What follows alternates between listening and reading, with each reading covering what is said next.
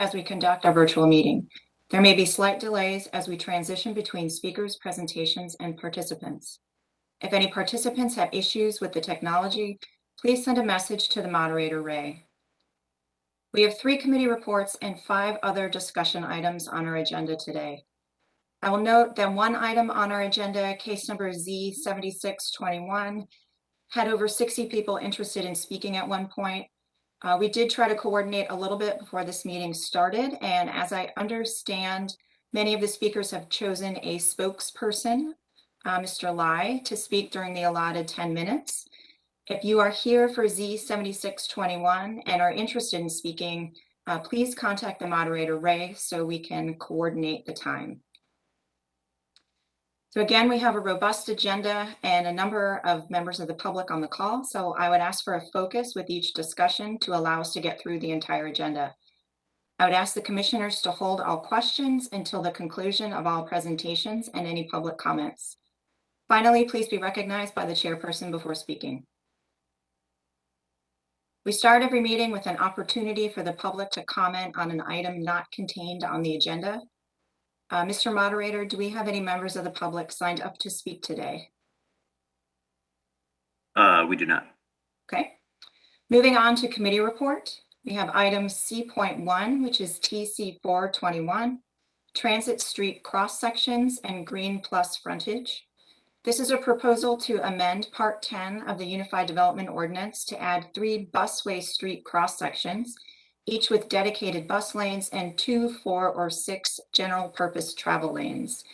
In addition, the text change creates the green plus frontage that will establish a deeper setback than the green frontage and will require new canopy and tree planting or retention. This item was on the agenda for the February 24th Infrastructure and Mobility Committee meeting, but was not discussed due to time. The committee voted unanimously to move this item to the full Planning Commission without a recommendation. Because this item has not been presented previously, I will ask for a staff presentation to start us off. All right, thank you very much. This is Keegan McDonald. I'll just be speaking briefly before passing it over to Jason Myers and Jason Harden. As discussed, this is a 2-part text change, both intimately related to the BRT planning process. As some of you may recall, TC 321 came before you in the past year, which dealt with bicycle street cross sections. This text change was actually presented to the City Council for authorization at the same time. So you can think of it very similarly. However, instead of modifying existing street cross sections, this would be creating new street cross sections to accommodate bus rapid transit. And again, there's this added component of a new frontage, which came about during the station area planning process. So with that being said, I will pass it over to Jason Myers to get us started. Good morning. Thank you, Keegan. Next slide, please. I'm going to give a tiny bit of background about the street plan and about this cross section, and then focus mostly on what the design of these streets are and how they might be used.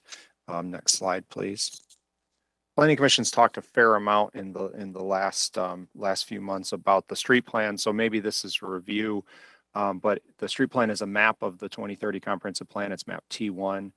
The purpose is to lay out what the overall street network of the city is, especially for major streets. Development, but only of tier 3 and subdivision site plans, is required to dedicate right of way and often make construction improvements. And that all of our street plans are kind of content sensitive complete streets. The benefit of the street plan is that it provides a little bit of certainty and consistency both along a corridor and between developments, and it's implemented through the UDO and the Raleigh Street Design Manual. Next slide, please. As Keegan mentioned, we recently amended some of our street cross section standards with TC 321. This is the result of that now that it is in the Unified Development Ordinance, and those modified all of our avenue cross sections. And so what we are doing with this text change is adding some new cross sections that use the same behind the curb designations, but will modify what's inside the inside the curb in order to accommodate BRT. Next slide, please. So those are 3 new cross sections: Busway 2-lane, Busway 4-lane, and Busway 6-lane. And the 2, 4, and 6 in there is a number of general purpose lanes for general truck and car and vehicle traffic separate from and independent of the bus lane. I'm sorry, the busway in the middle of those cross sections. I'll show images of all three of those. Next slide, please. Pretty quickly. This is the busway 2-lane, which effectively takes our 2-lane divided avenue and puts a busway in the middle of it in place of the median. The behind the curb streetscape is the same as it's in all of the 2, 4, and 6-lane divided avenues currently in our street design manual. Next slide, please. This is the busway 4-lane, which adds a general purpose lane in each direction, but otherwise is identical. And then the next one is the busway 6-lane. Next slide, please. And of course, it gets correspondingly wider with each one. Next slide, please. So there's a few impacts of this, a couple of results of making this text change. The first is that without mapping these street sections to any streets, they don't necessarily have a regulatory effect. It's a tool in our code that we're adding with this text change, but a corresponding street plan, comprehensive plan amendment, CP 14/2021, will be coming to Planning Commission soon, and it will map some of these street sections to the eastern, western, and southern BRT corridors. We may in the future look to map the northern corridor BRT after the conclusion of a major investment study that's just getting underway right now. These right-of-way sections, and I'm not comparing side by side yet, but I will in the next slide, are of course wider than the existing cross section. So that is an impact to adjacent property in the sense that it adds an additional right-of-way requirement in places where it is mapped. And of course, the bus rapid transit itself provides additional capacity that is not there currently in these streets now. Next slide, please. This compares the existing right-of-way width of the 2, 4, and 6-lane divided avenues with the busway 2, 4, and 6-lane cross sections. But next slide, please. But in CP 14, in most cases, is proposing to convert a general purpose lane into a busway lane. So we're not going, for instance, from a 4-lane divided avenue to a busway 4-lane. In most instances, we're going from a 4-lane divided to a busway 2-lane, which that does mitigate the additional right-of-way to some extent. And then the next slide, we get to kind of compare what the capacity of these streets are. These figures come from the National Association of City Transportation Officials Transit Street Design Guide, and makes a couple of assumptions about, and certainly general national averages for the capacity of a lane. But in the people per hour capacity of the non-transit or the non-busway sections, that's actually with frequent transit already in place. So a 2-lane divided avenue with a bus running every 15 minutes can generally per hour move about 5,600 people. By putting in the busway, that increases more than doubles and goes up to 11,200. All of these figures ignore the capacity of the sidewalk and the bike lane behind the curb, because those are identical for all of these streets. So there is a wider right-of-way, but there is also a corresponding large increase of capacity of these streets. And I will now hand it off to Jason Harden, who will talk about the Green Plus frontage.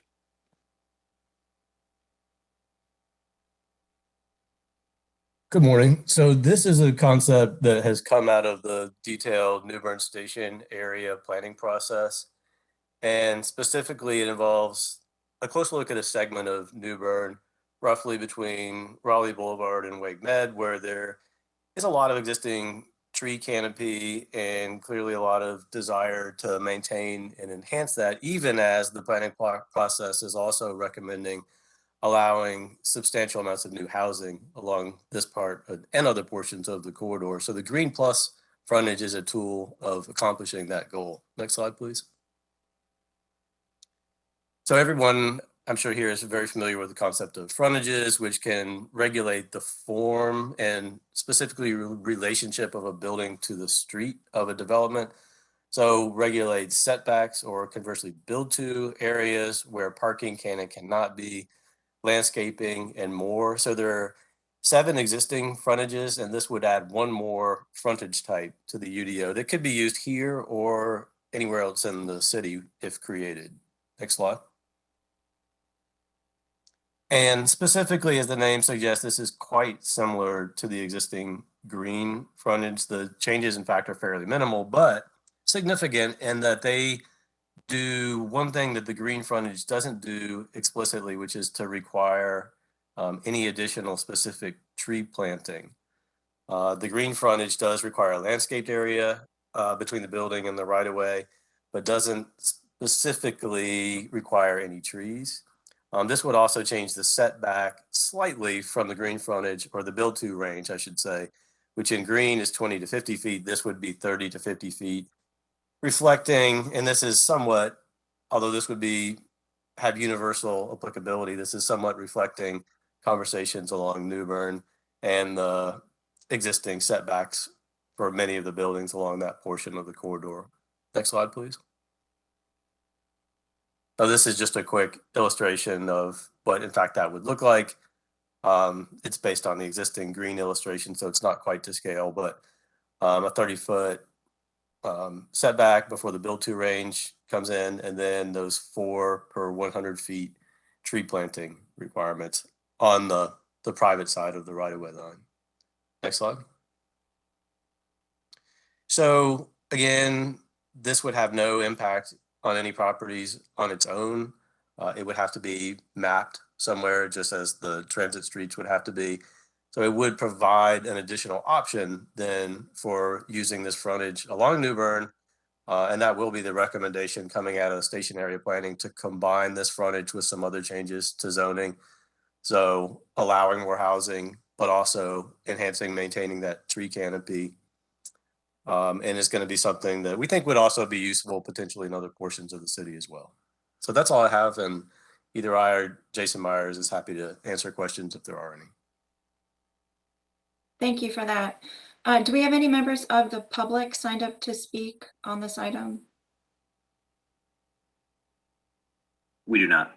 Okay, then I will allow for questions and comments from commissioners. I'll start off with a question to Jason Myers. One thought I had in looking at the cross sections, I noticed in all of the examples, you don't pave the gutter pan, which adds 4 feet to each section. Is that a function of the speed or some technical consideration that you could help us become aware of? Yeah, that's a good question. And the use of a 2-foot gutter pan in the state of North Carolina is something I struggled with a lot when I moved here and started in transportation. We don't generally pave gutter pans unless they were paved previously. And honestly, I think the folks who do street maintenance would say that it's a bad practice, and it was done because we were trying to resurface streets on the cheap. We were trying to avoid doing a milling, so we just added some asphalt to what was already there, and the result is we pave in the gutter pan. In the initial couple years of having that done, you end up with a wider street effectively that gets closer up to the curb. The downside is the curb provides a lot less protection to what's happening behind the curb, because you've shortened it by 2 inches, and the car's more likely to bounce up off the curb and go off of the street. The other downside is that it can often impact drainage quite a bit, because the space for water to get into a catch basin ends up getting pinched a little bit, and it can create some flooding issues. So the way that streets are generally designed, the gutter pan is not intended to be driven on, at least in any, maybe tracking off around a corner, or certainly if somebody pulls off and parks, they're intended to park there. But by not intending for folks to drive there, when we have a heavy rain event, that can carry deep water that would be difficult or dangerous to drive over, and helps prevent vehicles from hydroplaning and running out of control. So we are following our normal standards to have a 2.5-foot gutter pan. A lot of our locally preferred alternative sections from our BRT planning are on NCDOT maintained streets. That is an NCDOT standard that I don't think there's very much flexibility to. In the places where there is a City of Raleigh maintained street that we intend to operate BRT on and might map these to, or a new street that the city might maintain, we theoretically could have the ability to pick and spec a different gutter treatment, but that would be pretty unusual for a city in the state of North Carolina to do that, and it would create a non-standard situation that would be a little bit more difficult to design around and a little bit more difficult to maintain. Does that answer your question? That does. Thank you, Jason. That was helpful. Do we have any other questions or comments from commissioners?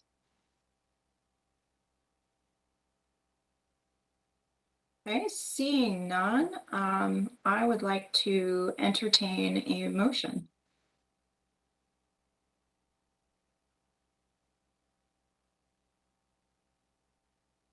Commissioner Bennett? Thank you. Just let me get it up. I usually have 2 monitors. I only have 1 today, so give me just a second. Let me make sure I pull up the right one. Okay. I move to adopt the proposed consistency statement dated March 8th, 2022, contained in the agenda materials, and to recommend approval of the zoning amendment. The action taken is reasonable and in the public interest because the request would allow for, oh, wait a minute, I'm reading the wrong one. Sorry about that. This is what happens when you have the wrong. Hold on, guys, I'm coming. No worries. I'm having a Monday moment. I move to adopt the proposed consistency statement dated March 8, 2022, contained in the agenda materials, and to recommend approval of the zoning text amendment. Do I need to say anything else? After considering the policies and other materials included as part of the comprehensive plan, the Planning Commission determines that the proposed zoning text amendment is consistent with the comprehensive plan and other adopted plans and should be approved. The following policy statements contained in the 2030 comprehensive plan have been considered relevant. Policy T4.1, promoting transit. Policy T43, high quality priorities. Policy T44, right-of-way preservation for transit. Policy T410, transit first features. The action taken is reasonable and in the public interest because the new cross sections are necessary to accommodate future bus rapid transit service. The green plus frontage will be used to preserve and or create tree canopy along sensitive corridors. Thank you. And did I see a second from Commissioner Dautel? Second. Commissioner Bennett has offered a motion to approve TC 421. Commissioner Dautel has offered a second. Is there any additional discussion or debate on the merits of the motion? Seeing none, I will ask Shanitha for a roll call of members to record their individual votes. At the end of the roll call, I will announce the outcome of the vote. Commissioner Bennett, how do you vote? Aye. Commissioner Dautel? Aye. Chair Fox? Aye. Commissioner Lampman? Aye. Commissioner Miller? Aye. Commissioner Raines? Aye.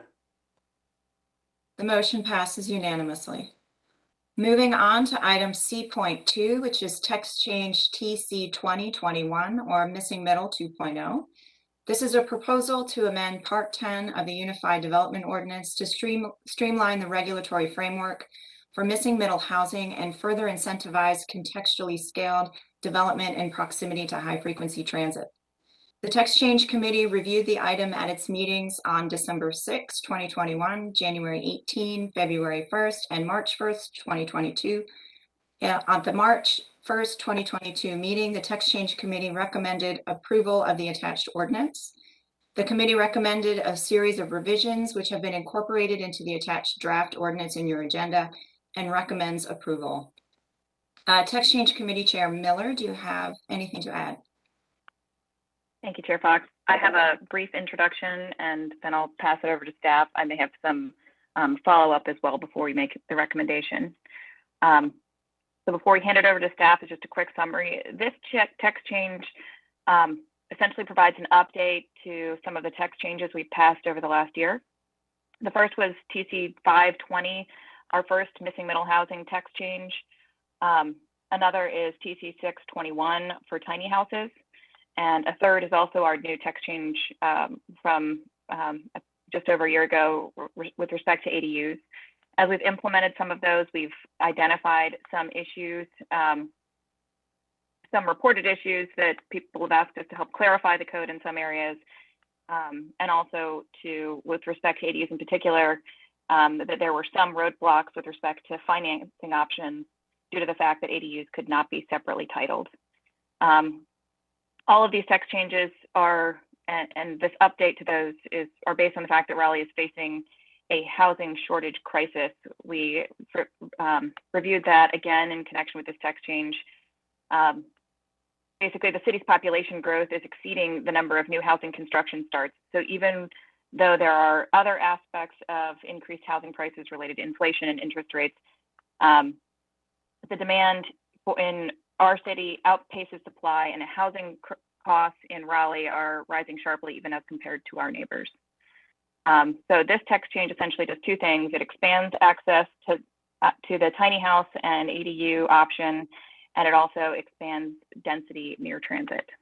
So with that, I will pass it over to staff. Excellent.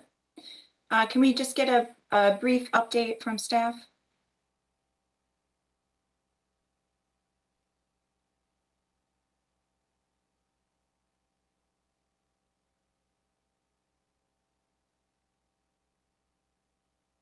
Good morning. This is Eric Hodge with the Planning and Development Department. Good morning. So since this item was introduced at the text change committee last month, there were a few changes, and I'd just like to briefly highlight those. Next slide, please, Carmen. So the text change committee clarified a definition for driveway standards and also made allowances for private pedestrian or sidewalk access to the residential use on the property to overlap with one of the paver strips. They've also added a square foot size limitation of 600 feet for manufactured houses used as tiny homes or ADUs, whereas this missing middle 2.0 text change otherwise proposes the tiny house building type to be increased up to up to 1,200 square feet. Through conversations with the committee, we've also clarified the applicable setbacks between a flag lot and the residual lot it was created from. That would be 5 feet. Next slide, please.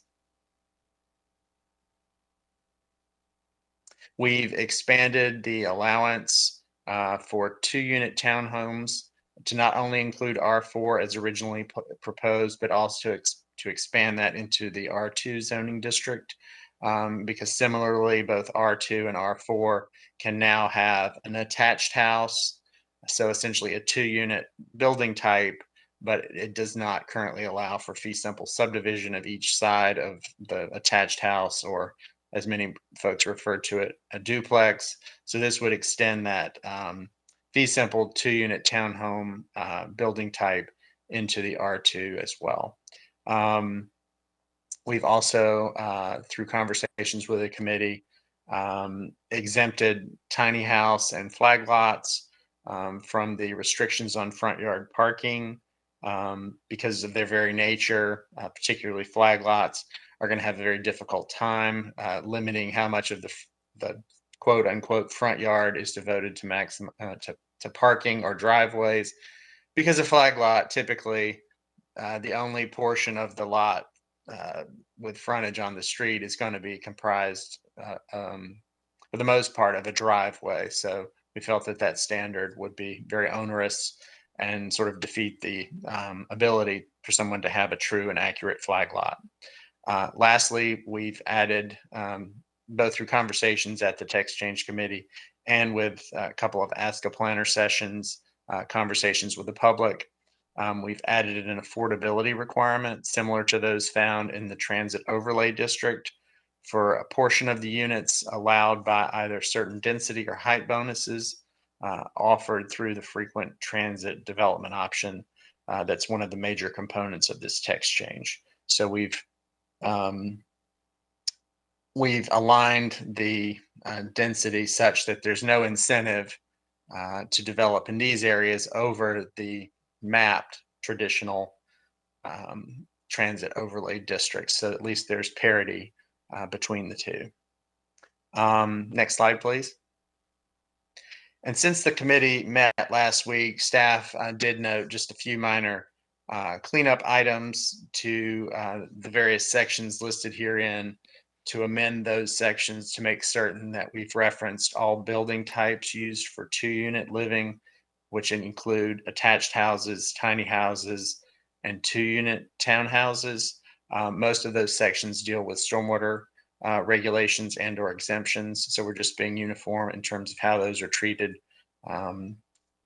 Section 152, we're deleting an extraneous reference to ADUs, which is already covered by section 1.5.2.f.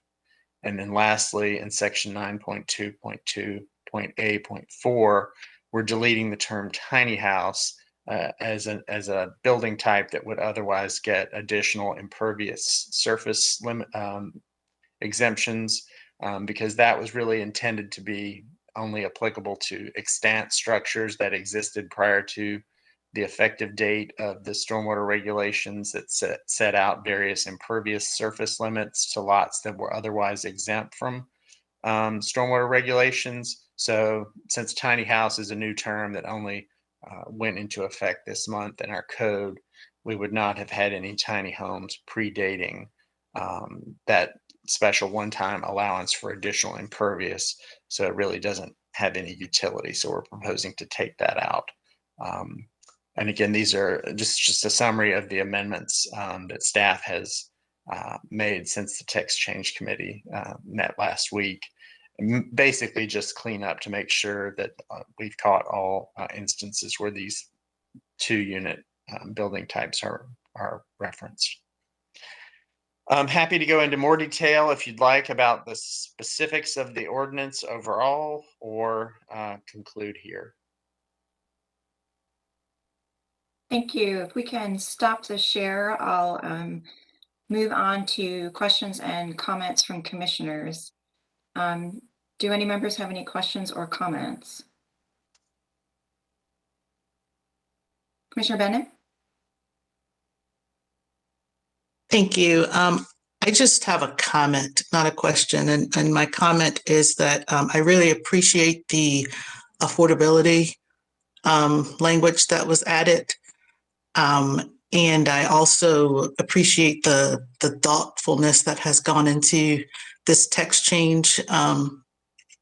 I realize that missing middle housing is just one tool in the toolbox of affordability, and alone it's not going to solve our affordability issues, but I do appreciate the attention that was paid to it in this text change. So, there's no perfect text change, but I like what the text change committee and staff did here. So thank you. Thank you, Commissioner Bennett. Are there any other questions or comments from commissioners? Okay, Commissioner Miller? Thank you. Some of the other commissioners had reached out to me asking why we made the limitation about manufactured housing and limiting that to 600 square feet. So I did want to address that briefly, and then also include a recommendation with respect to that in our motion. So there's a little bit of background. When we passed text change 621 with respect to tiny houses, the Planning Commission unanimously voted to remove the section that allowed for the manufactured housing type to expand outside of the MH special zoning district. When we did so, we explicitly stated that it was not due to aesthetic concerns. Instead, it was based on institutional issues with the manufactured housing building type and the industry generally. A key issue with the manufactured housing type is that they are not real property. Instead, they are personal property, more similar to a car, that both depreciate in value and are subject to much higher interest rates than mortgages. They also do not enjoy the consumer protections for real property, such as financing disclosures and mortgage and foreclosure protections. These issues were exacerbated during the pandemic. And when manufactured homeowners do not own the land on which they're placed, it allows for a potentially predatory rent hike situation due to the fact that a large number of manufactured homes are unable to be moved, either because it will cause structural damage to the home or because the owners cannot afford to move it. And finally, since manufactured homes are not regulated as real property, the federal government standards, federal environmental standards for manufactured homes have not been updated since 1994. The Biden administration actually just passed a couple weeks ago a new mandate that those need to be updated. And there are other nationwide reforms that are underway at the local, state, and federal level. So at the time we passed the tiny home text change, we recommended, we included a recommendation that before expanding the manufactured housing type, that the committee recommended a separate study on manufactured housing reform and seeing what the city could do with respect to some of those key issues before we expanded that type. So with that change, so based on that, when the tiny house text change was ultimately passed by council, the manufactured housing building type was included. And our goal here was to, again, based on our concerns that we had during the tiny house text change, we elected not to expand the manufactured housing type further without additional study. So based on that, I would like to make a motion to approve to CC 2021 missing middle housing. I'm sorry, that's 2.0. And let me find the right, on the wrong page. Here we are. And I move to adopt the proposed consistency statement dated March 8th, 2022, contained in the agenda materials. I'd also like to add to that the same recommendation that we made for TC 621, which is we recommend that if council wishes to expand the manufactured housing building type further, that they do so in connection with a separate study on manufactured housing reform to include the following topics: financing disclosures and other consumer protections, predatory rent hikes and mitigation strategies, energy efficiency building standards, and expanding use and access as appropriate. Excellent. And do we have a second? Commissioner Bennett? Second. Commissioner Miller has offered a motion and Commissioner Bennett has seconded for the approval of TC 2021 for missing middle housing 2.0. Is there any additional discussion or debate on the merits of the motion? Seeing none, I will ask Janitha for a roll call of members to record their individual votes. And at the end of the roll call, I will announce the outcome of the vote. Bennett, how do you vote? Aye. Commissioner Dawson, Aye. Chair Fox, Aye. Commissioner Lampman, Aye. Commissioner Miller, Aye. Commissioner Raines. Aye. The motion passes unanimously. Moving on to old business, there is one item listed under old business portion of the agenda today. This item has been previously discussed and we have received presentations and heard from the public. So we will begin each with a short update from staff focusing on revisions to the request. Item D.1, case number Z7821.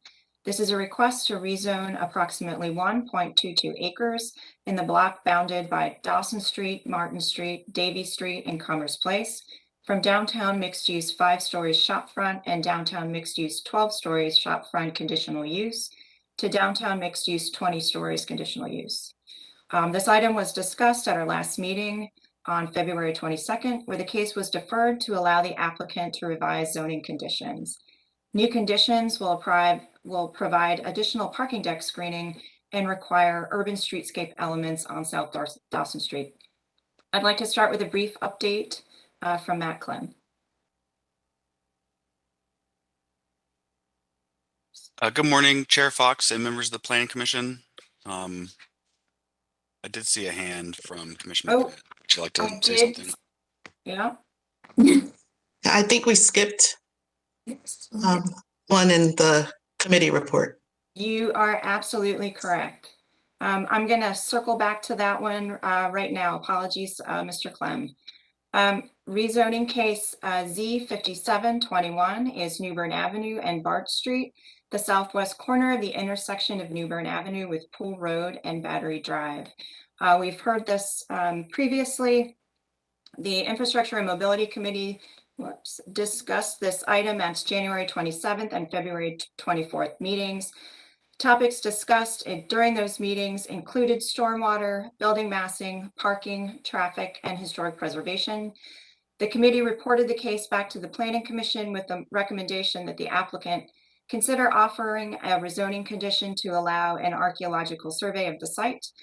That condition has been submitted. I'd like to start with a brief staff update from John Anagnost. Good morning. This is Z5721 at the corner of Newbern Avenue, Pool Road, and Battery Drive. It's around half an acre, and the proposed district is residential mixed-use 4 stories, urban limited with conditions. If we could move ahead to the conditions page, we could just take a look at the most recent version of the zoning conditions. And so there was initially a zoning condition offered when the case first arrived at the Planning Commission, which set a maximum number of residential units at 40. That has been replaced with a zoning condition that limits residential units according to the number of parking spaces provided at a ratio of 1 residential unit per parking space and vice versa. And there's also a limitation on commercial uses. And then finally, the zoning condition offered after the Infrastructure and Mobility Committee discussion, which is to allow an archaeological survey for a period of 90 days after the existing structures are demolished and before new development begins. And I just want to make sure it's clear that the applicant is not offering to actually conduct that survey or to pay for that survey. It's just saying that the site would be opened up to a third party who may wish to conduct a survey. The applicant would allow them to enter the site. So that's where the case stands currently, and it is consistent with the future land use map and the comprehensive plan. So we can advance to the policy consistency slide. And your deadline for making a recommendation is March the 12th.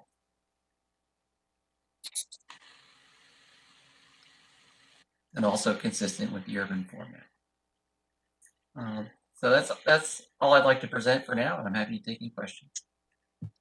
Excellent. Thank you, Mr. Anagnost.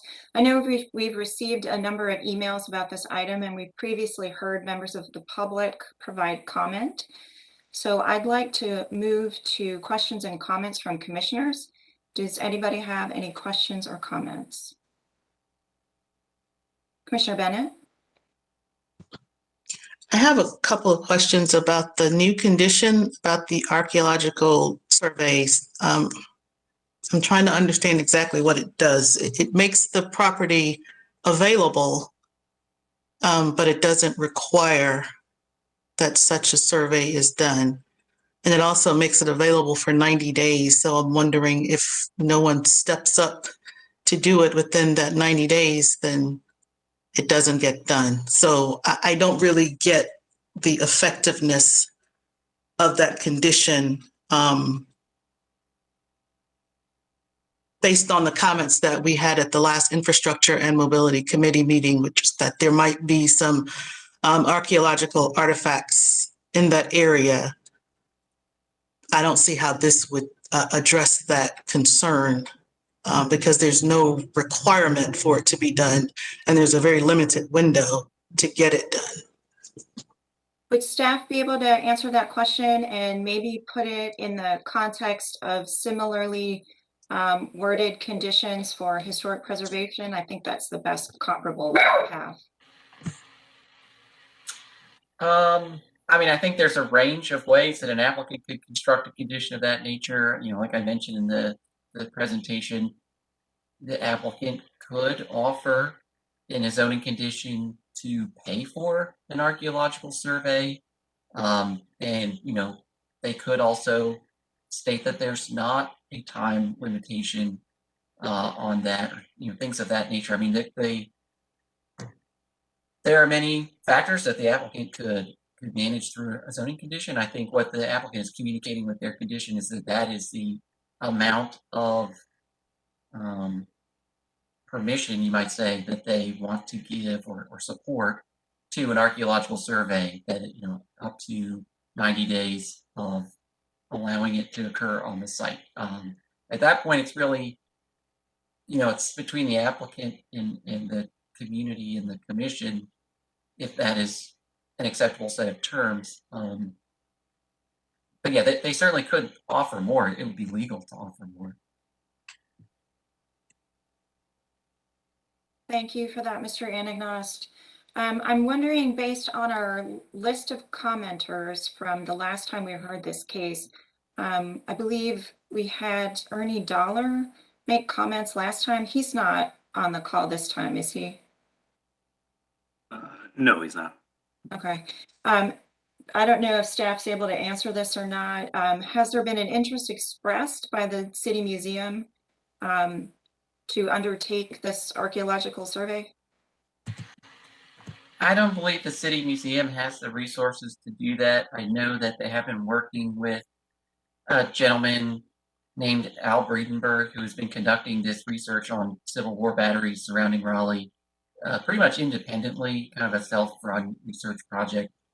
He has been in contact with the Raleigh Historic Development Commission and the City of Raleigh Museum, and the City of Raleigh Museum is helping him coordinate an investigation of an area at Dix Park where he believes there might be an earthworks. But I don't know that the City Museum is actually providing monetary resources or staff resources. I think that's more of an organizational assistance. So I can't speak for the museum. I have not heard from them that they would be interested to take on the study. Thank you, Mr. Anagnost. Is the applicant available to address this? Yes, ma'am. Good morning, Madam Chair and members of the commission. Isabel Maddox here, attorney for Moss Construction and Design, the applicant here. We have certainly considered this at the infrastructure and mobility meeting. What was expressed to us was a desire to have the site available for a study, and that's what we conditioned. We are, and my client is not in the business of doing archaeological studies. We initially proposed one under the supervision of Raleigh Historic Districts Commission. Staff, primarily Mr. Anagnost, requested that we take that out, and we have a condition that's a little more general about who could actually conduct that study. And so there'll be a lot of time, starting with, if this case was approved in the next month or two, someone could go ahead and start lining that up. We won't, the time that the study can be done would start upon demolition of the structures, which we don't anticipate happening for, several months, if not a year after the zoning, because of the time it takes to get a site plan approved, et cetera. So I think a study could certainly be lined up during that time period. And the reason we confined it to a 90 days, I mean, they certainly have a lot of lead time to get a study lined up. And then the study itself, we have to have some sort of finite limit on that, because otherwise, this development project could just be in limbo for an indefinite period of time, and that's just not workable. So, we thought we answered exactly what the committee asked for and the neighbors.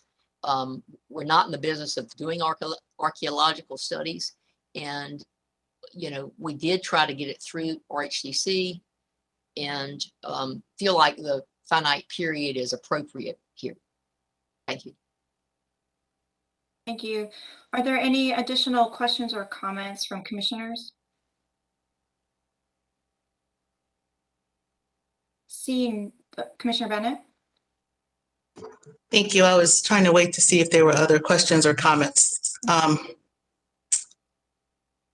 So this is one of those cases that we have a few cases that I lose sleep over. And this is one of those cases for me. I appreciate what the applicant has offered. And I appreciate that this seems to be a thoughtful and quality development. I also appreciate the significance of this neighborhood. And I have concerns. I have concerns that the recommendations for the New Bern BRT corridor are ongoing. They're not finalized. I asked a question at the Infrastructure and Mobility Committee meeting about whether or not these 3 parcels were likely to be included in the TOD overlay district. And while that district hasn't been finalized, I believe the response was that the one on New Bern Avenue most likely would be, but the other 2 probably would not be. And that's where a lot of my concern comes from. I fully support building up density along major corridors like New Bern. But I get nervous when we start reaching into the neighborhood, and I feel like this one is reaching into the neighborhood. And I think that's the first step in sort of, adversely affecting the integrity of that neighborhood. We heard from many callers, and we've received a lot of emails about, people being in this neighborhood since the 1940s. I don't think the intent of building up these transit corridors is to change the fundamental character of neighborhoods that have been along the corridors for 50 years or more. These residents managed to make community here. They managed to build this network. They managed to love Raleigh, quite honestly, at a time when Raleigh didn't really love them back. And I feel like, while being completely aware that this is but one rezoning, I understand this is only one rezoning. I think this might be the first major rezoning along this corridor since we've been looking at the New Bern BRT plan. I could be wrong about that, but I just feel like this would open the door for more rezonings that are going to extend deeper and deeper into neighborhoods like this one. And I know I read in the draft recommendations that one of the goals of the New Bern Avenue corridor study was to preserve neighborhoods, was to preserve specifically Black neighborhoods and Black historic monuments along this corridor. And I don't think this rezoning is in keeping with that. Again, while I don't have anything negative to say about the actual project, I think it's extending beyond the boundaries of what we are intending for a BRT corridor, and it's threatening the neighborhood. And that really concerns me. Equity is an issue that we are looking at, and I don't think, honestly, I don't think tearing away at the fabric of this community is fair. And equity is about fairness. We've had other rezonings. We have a case now that's been delayed over and over and over at council along Hillsborough Street because of concerns to the community. And that proposal is right up on Hillsborough Street. There are concerns about whether it's consistent with the area plan, the impacts to the neighborhood. I feel like we're looking at the same thing here. The difference is this isn't right up along the major corridor. The parcels are actually in the neighborhood. And I think if it's a concern in one part of town, it should be a concern in all parts of town. And so for that reason, I'm not able to support this rezoning because I think we need to, if we are charged with looking at what is reasonable and in the public interest, we need to ask ourselves, what is the benefit that the residents of this Battery Heights neighborhood are going to get from not just this rezoning, but what this rezoning opens up? Are they going to benefit, or are they going to bear the brunt of the adverse effects? If we truly believe they're going to benefit, then I guess we should vote to approve it. But if we don't see the benefit to them, not to the people that are going to come to the neighborhood, but to the people who are there, who've been there since the 1940s, if they're not going to benefit from this, if they're actually going to be hurt by this, then I don't see how we can support this and say it's in the public interest. Thank you for your comments. Do any other commissioners have any questions or comments?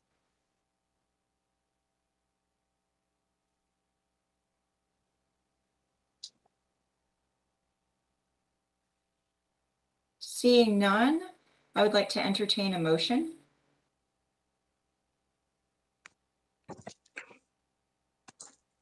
Commissioner Bennett? Let me get it up. I'll make a motion. I don't know that. Give me just a moment. I apologize. I'm flipping windows here.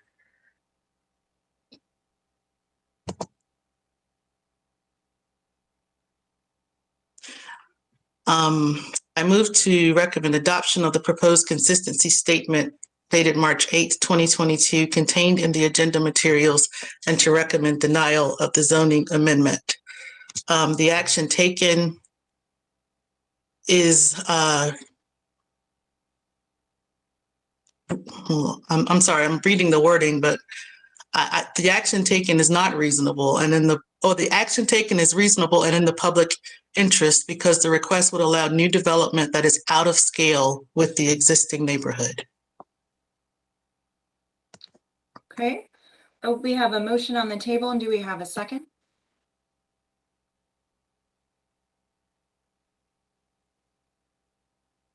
Commissioner Dautel? Second. Commissioner Bennett has offered a motion to deny Z 5721. Commissioner Dautel has offered a second. Is there any additional discussion or debate on the merits of the motion? Seeing none, I will ask Shanitha for a roll call of members. At the end of the roll call, I will announce the outcome of the vote. Commissioner Miller? Sorry about that. Yeah, the technical thing. I just wanted to add, I wanted to thank Committee Chair Bennett for her thoughtful report and breakdown on this. And it is a sort of case that I think reasonably has competing interests on both sides.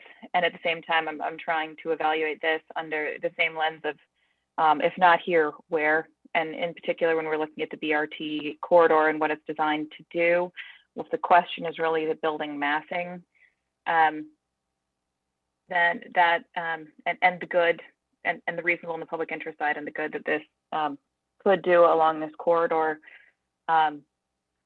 weighing that with the competing interest that Commissioner Bennett well explained, I think that it's a difficult case, and I suspect there will be a split vote on this, and it probably deserves that split vote. So just wanted to thank her for her motion and second, and give a little background on probably why I might split the vote. Thank you.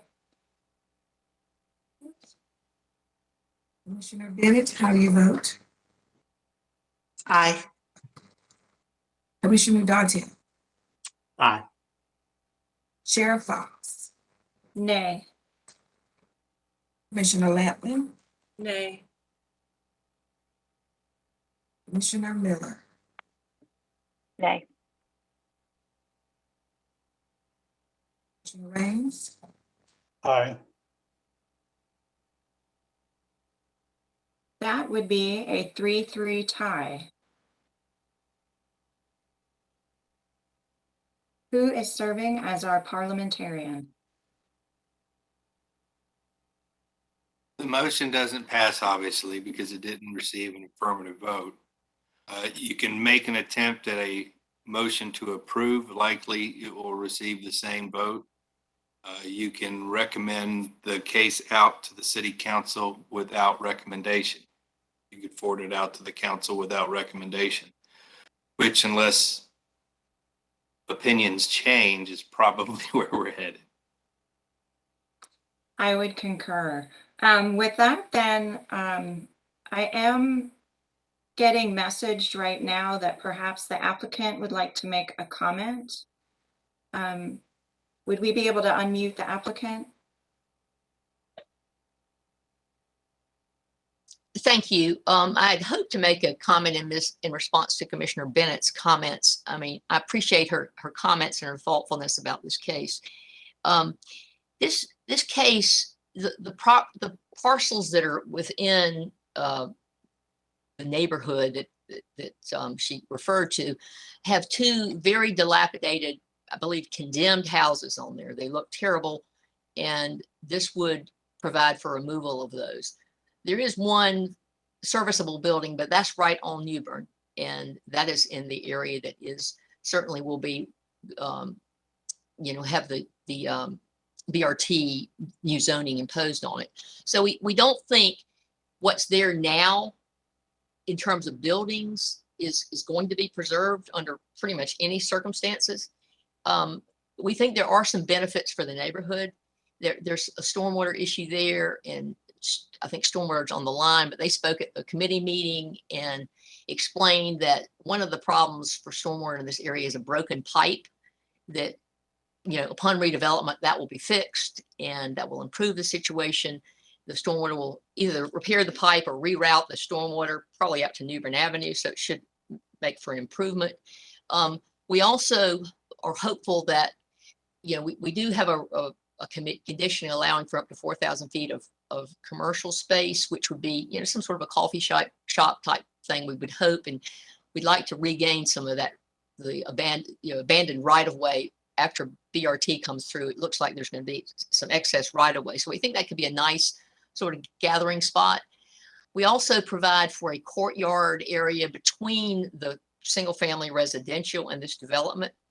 And we would provide for a public pedestrian access through there. So we think there's some nice things that could be beneficial to this neighborhood. And, we don't seek to destroy the character of Battery Heights. It's obviously an old and proud Raleigh neighborhood.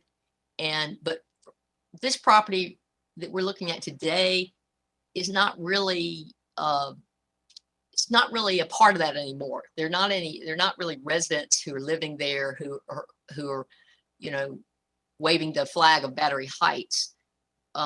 These houses need to be demolished. And so we think this will enhance the neighborhood and will kind of move it to the forefront of providing for a little more density there that will, increase the chance of success for BRT in this area. Thank you, Ms. Maddox. Are there any additional questions or comments from commissioners? Commissioner Bennett? Thank you, Chair Fox. Thank you, Ms. Maddox, for that response. I'm not debating about the, aesthetics of the houses that are there now and whether or not they need to be removed. I guess what my concern is them being replaced with the 40-unit development, and if that is appropriate. I'm still not convinced that that is going to serve the residents of Battery Heights. And I'm actually more concerned that, as I said earlier, it's going to open the door for similar developments, and we're going to gradually see the neighborhood change as gentrify. Let's call it what it is, which is what we see going on in Southeast Raleigh now. We're going to see a lot of homes and townhouses and condos and the types of forms of housing coming in that people in Battery Heights aren't going to be able to afford. I mean, we just know that's what's going to happen. And it's just step one to displacing many of those residents. So I will state again, I don't see, if this were right up on New Bern Avenue, my comments would be different, but this is getting into the neighborhood. And I don't think we need to be getting into a neighborhood, bringing this type of density, telling them it's going to be beneficial to them when they can't afford to live there. Thank you. With that, I'm going to recommend,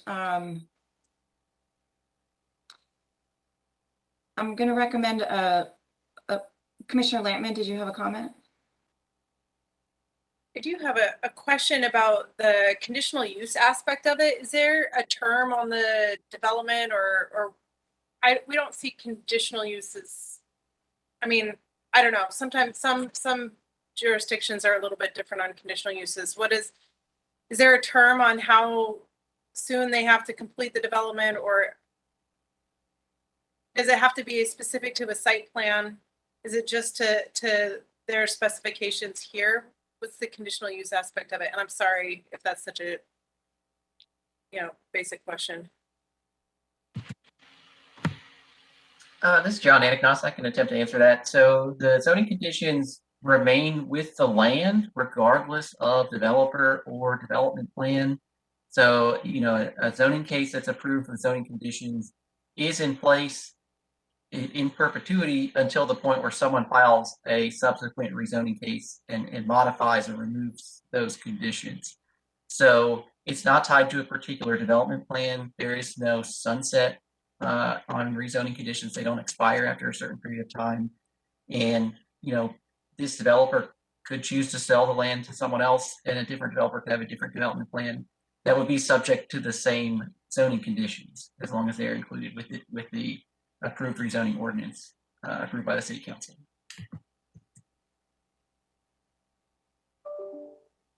Thank you. Are there any additional questions or comments? Did that answer your question, Commissioner Lampman? Okay.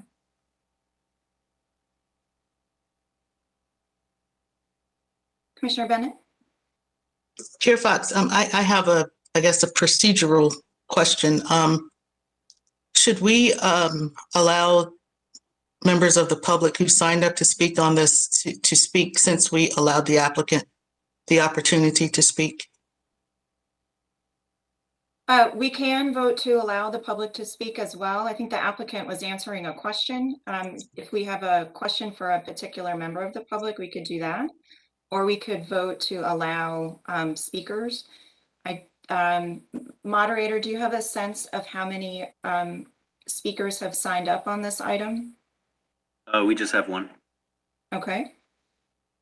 Without objection, I'd like to allow the one speaker just for 2 minutes, as per our usual time allotment. Klein, go ahead. Okay, I think I'm live now. Yes, sir, we can hear you. Yes, good. Thank you very much. I appreciate this. I thank you for reading my 3 statements that I have thoughtfully composed. Real quick comments on these, and I hope you've read also Ms. Cawthon's comments that were written today. If not, please read those. As to the conditions, the first condition is for parking, which seems to me to be a non-condition. It's only for 5 years, and only about 4 years at the most will be applicable, because it will start running immediately after approval, if it is approved. And then it runs down even during construction and everything. As to the 4,000 square feet, my reading of the code, the UDO ordinance, is that you already have all those limitations already. If you go to the section 6.4, there are about 6 different usages that limit the amount of square feet, and they all say 4,000 square feet. So that's redundant. As to the archaeological, that's not a major thing. I think we could work that out. The strange thing is that the wording of the statement seems to be that the applicant might pay for it. Big thing is massing on the Bart Street side. But let me close by saying that the applicant has everything that he needs, everything he asked for with the current zoning, RX-3 plus the TOD.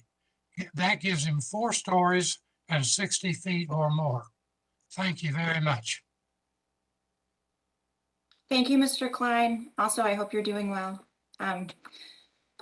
Coming back to the table, do we have any additional questions or comments from commissioners?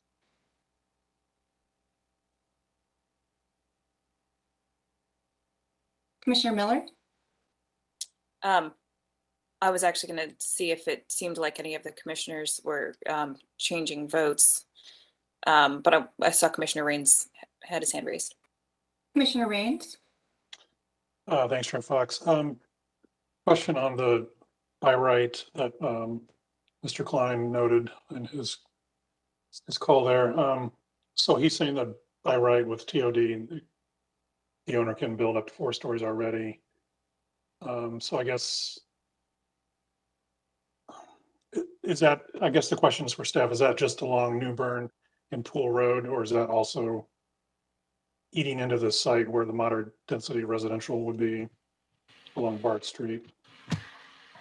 This is John Anagnost. The first thing that's important about that commentary is the timeline of the TOD overlay mapping. So the rezoning case that would be initiated by the city to apply the TOD overlay for New Bern corridor has not begun. So that rezoning has not been authorized by the city council. And so assuming that does take place in the next month or two, which is the expectation, that points to probably somewhere around November or December of this year before that rezoning would actually be approved. So there is a difference in when the effective date of the zoning would take place between this zoning case and the TOD overlay mapping. Then in terms of where the TOD overlay is likely to be proposed, the preliminary maps that we have now are showing it on the northernmost parcel, so the one addressed on New Bern Avenue. Excuse me. And so when the TOD overlay is applied to a mixed-use district, like the current zoning, residential mixed use with 3 stories on that parcel, it does not grant a by right additional height bonus unless there are other aspects that are met by the development. So there's one height bonus that is for affordable housing. So if the applicant, if in the existing zoning of that northernmost parcel of RX3, the applicant could build as many as 5 stories if they include affordable housing units within the development.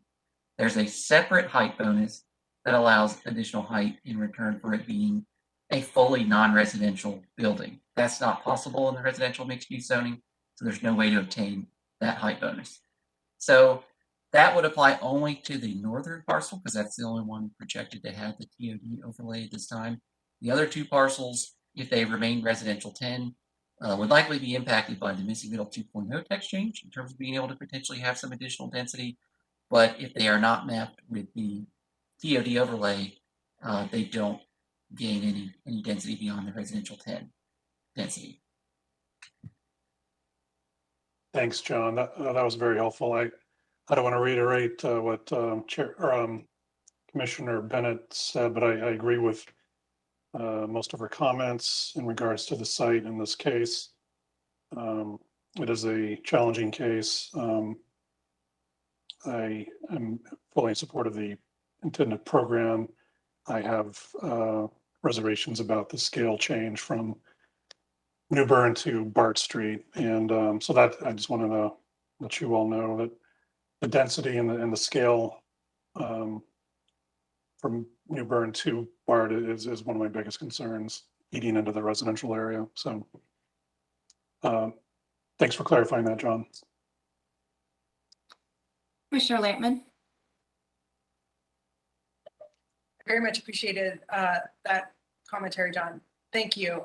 That I think has impacted my vote. I think we've put certain programs in place to help encourage certain development. And so I think that it's to our best interest to support the efforts that the city is going through to make changes and text changes to encourage certain development. So with that, I am open to changing my vote.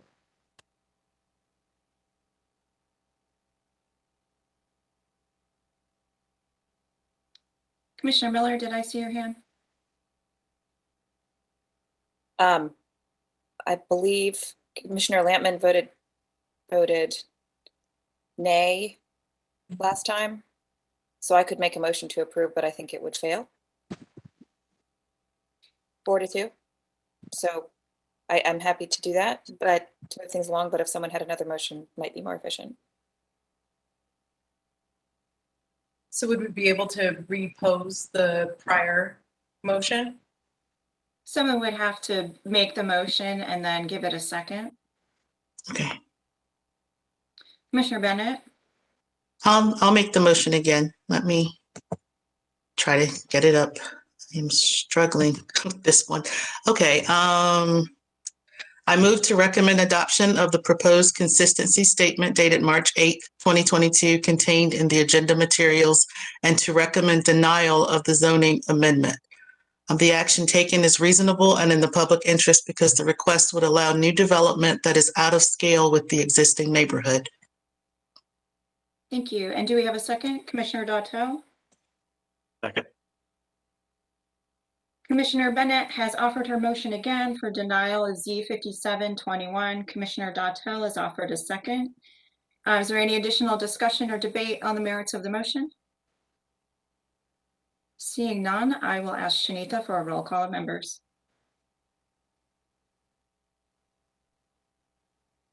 Oh, yes, Commissioner Bennett. Aye. Commissioner Dartell. Aye. Chair Fox. Nay. Commissioner Lampman. Aye. Commissioner Miller Nay. and Commissioner Rains. Aye. Okay, that motion passes 4-2. I will acknowledge there was a question whether or not the applicant could defer this case to further work on it, but as I understand procedurally, there has been one edit of conditions, and per our process, there would be no subsequent edit of conditions at the Planning Commission. So the deferral would be unlikely to change the outcome. Okay. Then moving on, and Groundhog Day, we're actually at new business this time. Okay, moving to case E.1, which is case number Z6020. Whoops, I'm not at the right one. Old business, case number Z7821, the request to rezone approximately 1.22 acres on the block bounded by Dawson, Martin, Davie, and Commerce Place from downtown mixed use 5 stories shopfront and downtown mixed use 12 stories shopfront conditional use to downtown mixed use 20 stories conditional use. I'd like to start with a brief update from Matt Clem. Thank you, Chair Fox, for the summary there. I'll just add to that the Raleigh Historic Developments Commission supports the request in a vote of 10-0, and your deadline for action is April 8th. We can go to the next slide. I'll run quickly through here we are in the warehouse district. Rather, you can see the sites contain two story structures, the balance on the sites being surface vehicle storage, parking lots. If we go to the next slide. So this first condition details preservation of the structures and what happens if the structures are destroyed by some calamity. Next slide. This is roughly where that preservation is required, that first 85 feet from the right of way. Next slide. Again, more preservation that existed on the case at the last time you saw it. Next slide. Prohibition of uses, requirement of a dogway station to be installed, and requirement of a public plaza to be built on the site. Next slide. These are the new zoning conditions. So at your last meeting, there was some discussion, and I believe mainly raised by Commissioner O'Haver regarding parking screening and streetscape elements. So these new conditions, 6 and 7, require additional screening detail.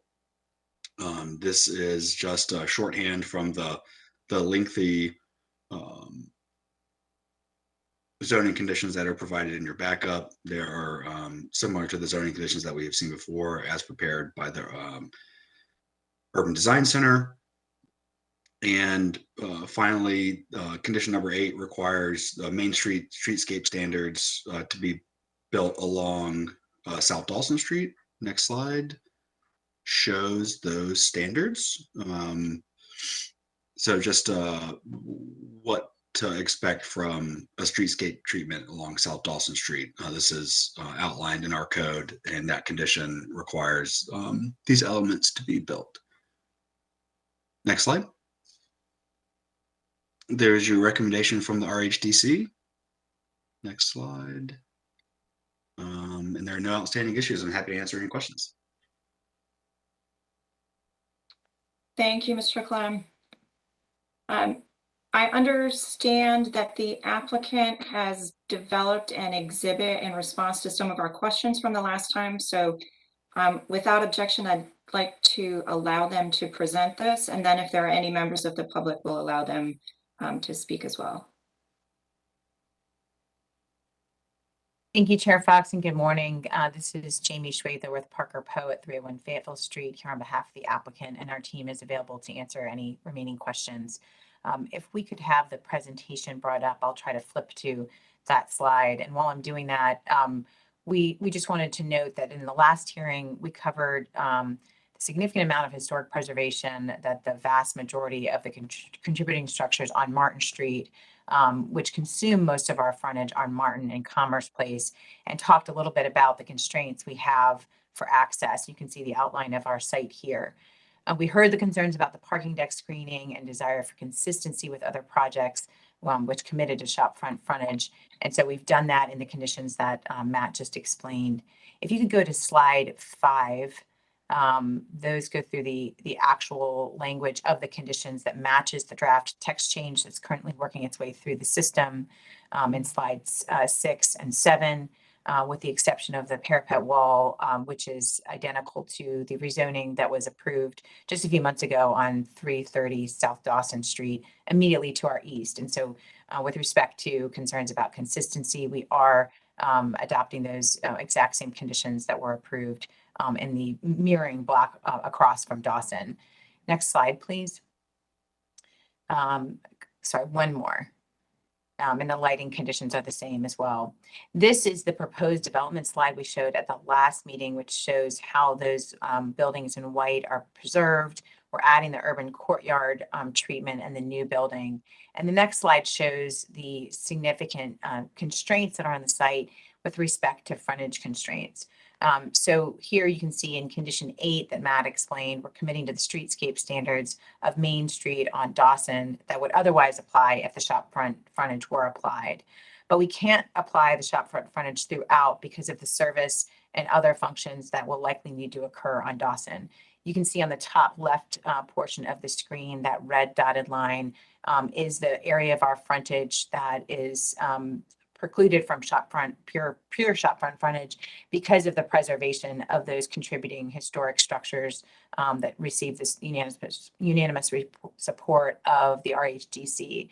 So as you can see, the majority of Martin Street frontage and a majority of Commerce Place frontage is consumed by the preservation of those buildings. What's left of Commerce Place is of course taken a little bit by the urban courtyard treatment on both Commerce and Dawson Street. And then Davie Street to the south is only 14 feet of frontage on Davie, which can't have any shop front treatment at all because we need that entire area for service. And the issue with service shown in the yellow arrows on all of Davie, a portion of Commerce and a portion of Dawson, is that at site plan DOT will need to indicate exactly what type of service and access we're able to have. That's not going to be determined at this stage. And so we need to preserve the ability to service the areas, to maneuver through the site, predominantly on Dawson, and can't commit to the full shop front frontage there, but have committed to the Main Street frontage in the slide that Matt showed, where we're allowing for that same consistency. The rest of the block has shop front. And so you will have that continuous Main Street, not only across our entire site frontage, but on both sides of Dawson Street with the commitment to that Main Street streetscape. And so for those reasons, we believe that the case remains consistent and is even more consistent with the comprehensive plan and overcomes the concerns that were raised by the commission. And we hope to earn your vote of approval today. Thank you. Thank you, Ms. Schwedler. I just want to verify with the moderator, we do not have any members of the public signed up to speak on this case. That's correct. Okay. So then I would like to move to questions and comments from commissioners. Do any members have any questions or comments? Seeing none, I would like to entertain a motion. Commissioner Dautel. Thanks, Chair Fox. Let me pull it up here. Okay, I move to recommend adoption of the proposed consistency statement dated February 22nd, 2022, contained in the agenda materials, and to recommend approval of the zoning amendment. The action is reasonable in the public interest because the proposed zoning would allow urban density on the rezoning site, potentially creating more housing, employment, and options for goods and services. Excellent, thank you. And do we have a second? Commissioner Miller? Second. Commissioner Dautel has offered a motion to approve Z7821. Commissioner Miller has offered a second. Is there any additional discussion or debate on the merits of the motion? Seeing none, I will ask Shanita for a roll call of members. At the end of the roll call, I will announce the outcome of the vote.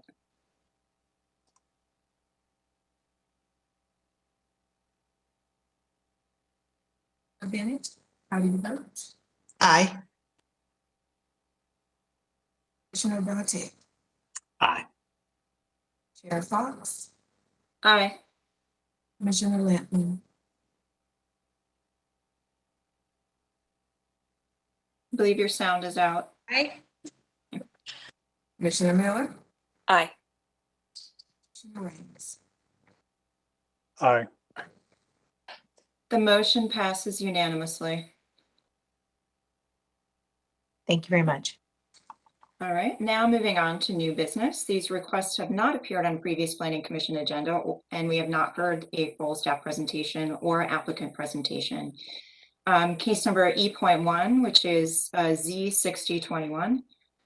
This is a request to rezone approximately 6.24 acres on Tryon Road near Silver Moon Lane from residential 1 and industrial mixed-use 3 stories parking limited with partial Swift Creek watershed overlay district and special highway overlay district 1 and special residential parking overlay district to industrial mixed-use 3 stories conditional use with the same overlays.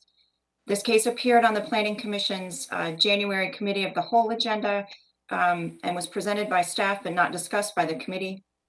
The committee did not receive the applicant's presentation or any public comment, and the February Committee of the Whole meeting was canceled due to a lack of quorum. So we will start with a presentation from Hannah Recco. Good morning. So this is a rezoning case C6021, about 6.25 acres in size, requesting to rezone to IX3 CU. As was mentioned, there's a handful of overlay districts on the site that the request isn't seeking to change. Next slide. See the current zoning in the area is predominantly residential, especially to the west and north. And then there's some industrial mixed use districts along Tryon Road to the east. Next slide. So some context for the site. This is south downtown near the southern boundary of Raleigh's jurisdiction. You can see I-40 there above the site in Lake Johnson. A handful of residential areas, especially right next to the site, and then some commercial and industrial uses along Tryon Road. Next slide. This is a zoom in to the site. There are 4 parcels in it, 2 of them that are currently zoned IX 3PL, currently have a light industrial use on them. Those are on the western part of the rezoning site, and then there's 2 sort of flag lot parcels zoned R1. You can see the adjacent townhome development backs up to the north and west of the site. Next slide. And then the site has frontage just on Tryon Road. I can use some images of what that looks like here. The next slide. And then there are a handful of zoning conditions that are proposed. The first 2 pertain to the uses that are permitted on the site. So the base district is IX. Condition 1 pertains to the 2 parcels that currently have IX zoning as well. And this condition prohibits some uses that are normally permitted in IX, including residential uses. Condition 2 pertains to the other 2, which currently have R1 zoning, and this condition sets the permitted land uses to those that are allowed in OX, plus light manufacturing, light industrial, and warehouse and distribution. And then there are some conditions specifying minimum setback from the common property of the 2 flag lot residential lots and the northern boundary, so at least 50 feet. Next slide. A limit of 2 stories in height for buildings, limit of 100,000 square feet of total gross floor area on the site, and then 2 conditions pertaining to landscape buffers, and this is the northern boundary of the currently zoned IX parcels, and the northern townhome development, and then the eastern boundary next to where there's still currently residential. So those are 20-foot landscaped buffers, and then the eastern one includes a 7-foot wall fence. Next slide. So this is sort of the big picture, current versus proposed. See the actual decrease in residential density, and that's really because the condition of prohibiting residential units on part of the property, that first zoning condition. And then the condition capping total square footage is what you see limiting office entitlement there. Next slide.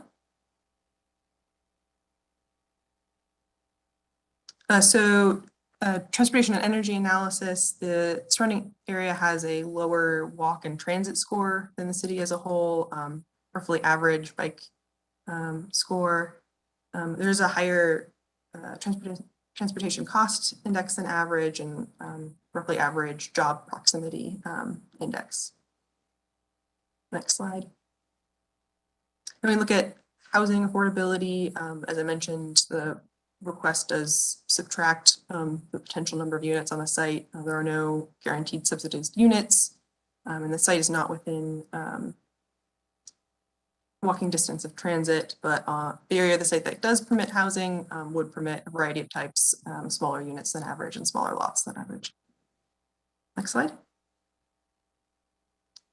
And then the equity analysis includes looking at the EJ screen tool, metrics for the surrounding census tract, and see residents in this area. Smaller proportion are people of color or low income or linguistically isolated that compared to the city as a whole. Next slide. So the future land use map designation for this site is office and residential mixed use. This is a designation that tends to act as a transition between lower or more residential areas and more intensive development.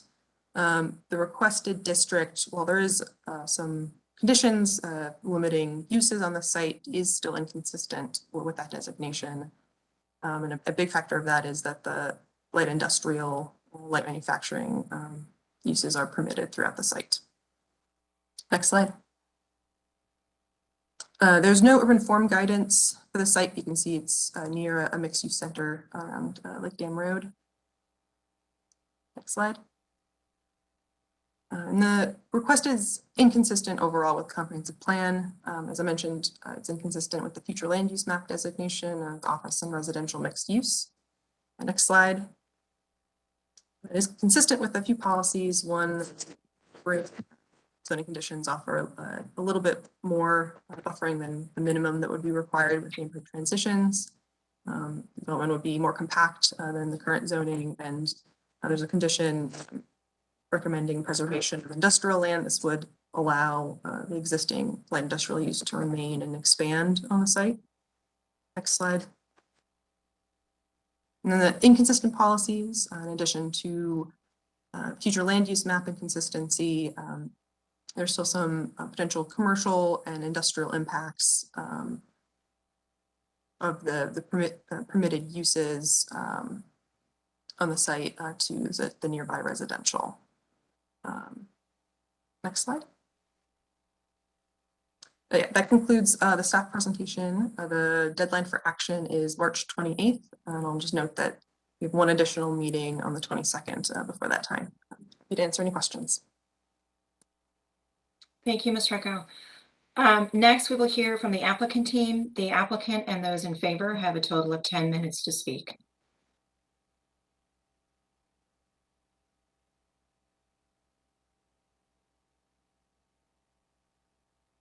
Good morning, Chair Fox and members of the Planning Commission. My name is Beth Trejos. I'm an attorney with Nelson Mullins, and I'm here on behalf of the applicant. My address, 4140 Park Lake Avenue. My clients, Tony Smith and Wayne Sawyer, have signed up to speak just so that they would be available to answer any questions you might have. They do not have independent remarks. But Tony and Wayne's business has been located here for more than 30 years. They began operating at this location before the townhomes were built.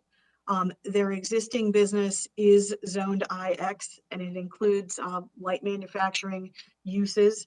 They design, manufacture, and install ultra cold freezers like those that are needed for the COVID vaccine. They also design, manufacture, and install clean rooms, precise stability chambers, and high purity and processing piping systems. They serve the pharmaceutical industry, biotech, medical research, and device businesses, and hospitals. And as you can imagine, with everything that's going on, these businesses are growing in the research triangle. As a result, they desire to expand their business on their existing site in line with their existing building. They have acquired the adjacent properties and would like to zone those the same IX district. Although those pieces will be primarily utilized to create a safer point of access to the site and to install stormwater devices that are needed to bring the property up to current code. Those uses, those support elements are required to have the same zoning as the primary use. So it is the nature of their use that requires this rezoning. About 3.5 acres of the total 6.24 acres today are already zoned IX. It is not the only IX in the area. In fact, what we'll call the flag lot pieces are bordered on the eastern side as well by IX zoning. They are just south of 540. So this is an area where there has traditionally been some industrial uses. They have added conditions to restrict the uses that are permitted today in the IX district to make, the existing IX more compliant with the comp plan and to provide buffers, buildings, and building setbacks adjacent to their neighbors. I would tell you as well that Tony Smith and his son own one of the residential properties to the south that's not included in the zoning case, so they would be a neighbor, and of course they are supportive. The comprehensive plan here was approved in 2009. It designated the site, as Hannah said, office and residential mixed use. But thereafter, the city council zoned the existing site IX as a part of the citywide zoning. It was city initiated. The city chose that IX district. So the city council found that the IX district either complied with the comp plan or that it was reasonable and in the public interest. We would hope that you would make the same findings here today and vote to support this case. Tony, Wayne, and I are here to answer any questions you might have. And I see the staff brought up my PowerPoint, but it's quite repetitive of what city staff presented. So we'll only use it to answer any questions you might have. Thank you. Thank you, Ms. Treehouse. We do not have any members of the public signed up to speak on this item today. So I'd like to allow for questions and comments from commissioners. Commissioner Dautel? This is just kind of a quick kind of clarification comment, but is based on what the applicant just mentioned, is this similar to a case we had maybe recently where the project was, or the site was basically instantly incompatible with the future land use map based on what it was zoned and when that land use was determined on the future land use map? Does that question make any sense? I'll defer to staff if they're able to answer your question. So just to give some background, and this, I can't speak from memory as to exactly how the zoning on the current site came to be, but when the remapping was done, the general framework under which it was done was that you didn't take uses and make them non-conforming. So if the existing use of the property would not have been permitted under OX, we typically wouldn't have mapped it under OX. We also probably deferred to whatever the zoning was at the time.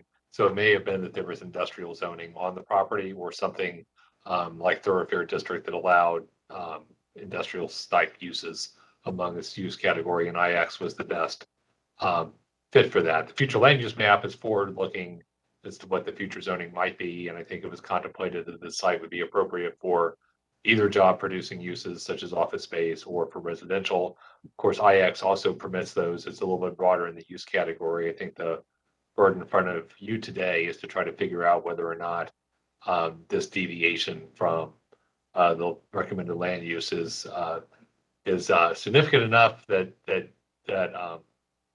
you feel the case lacks merit, or whether as conditions it effectively addresses any use conflicts between the residential uses to the west.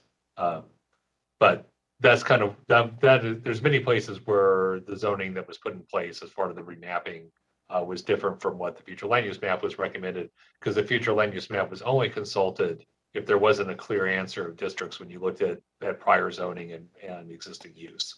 Those two things tended to govern.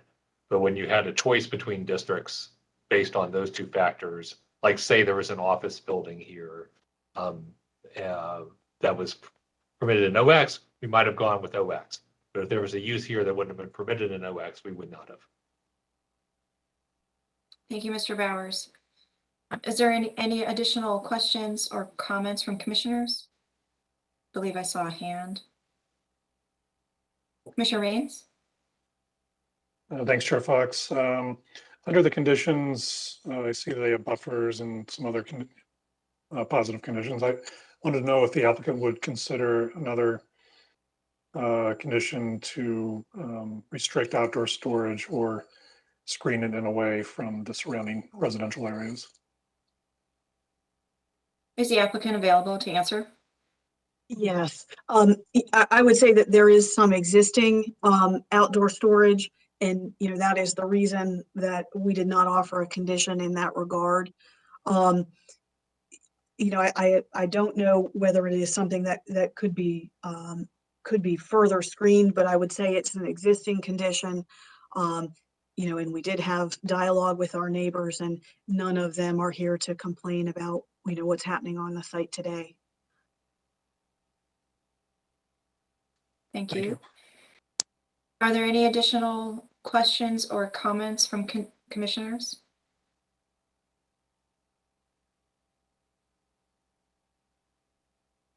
Seeing none, I would like to entertain a motion.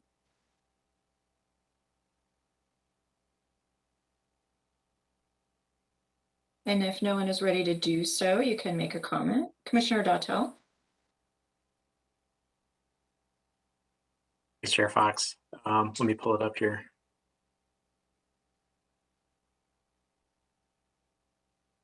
Okay. I move to recommend adoption of the proposed consistency statement dated March 8th, 2022, contained in the agenda materials, and to recommend approval of the zoning amendment. This recommendation also includes an amendment to the future land use map to the extent described in the adopted consistency statement. This action is reasonable and in the public interest because the request would allow an existing light industrial use to expand in its existing site. Thank you. And do we have a second? Commissioner Miller? Second. Commissioner Dautel has offered a motion to approve Z6021. Commissioner Miller has offered a second. Is there any additional discussion or debate on the merits of the motion? Seeing none, I will ask Shanita for a roll call of members. At the end of the roll call, I will announce the outcome of the vote.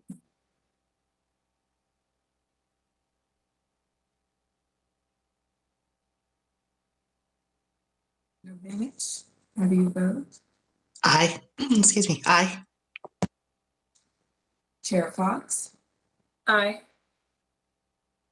Commissioner Lampman, Aye. Commissioner Miller, Aye. Commissioner Raines. Aye.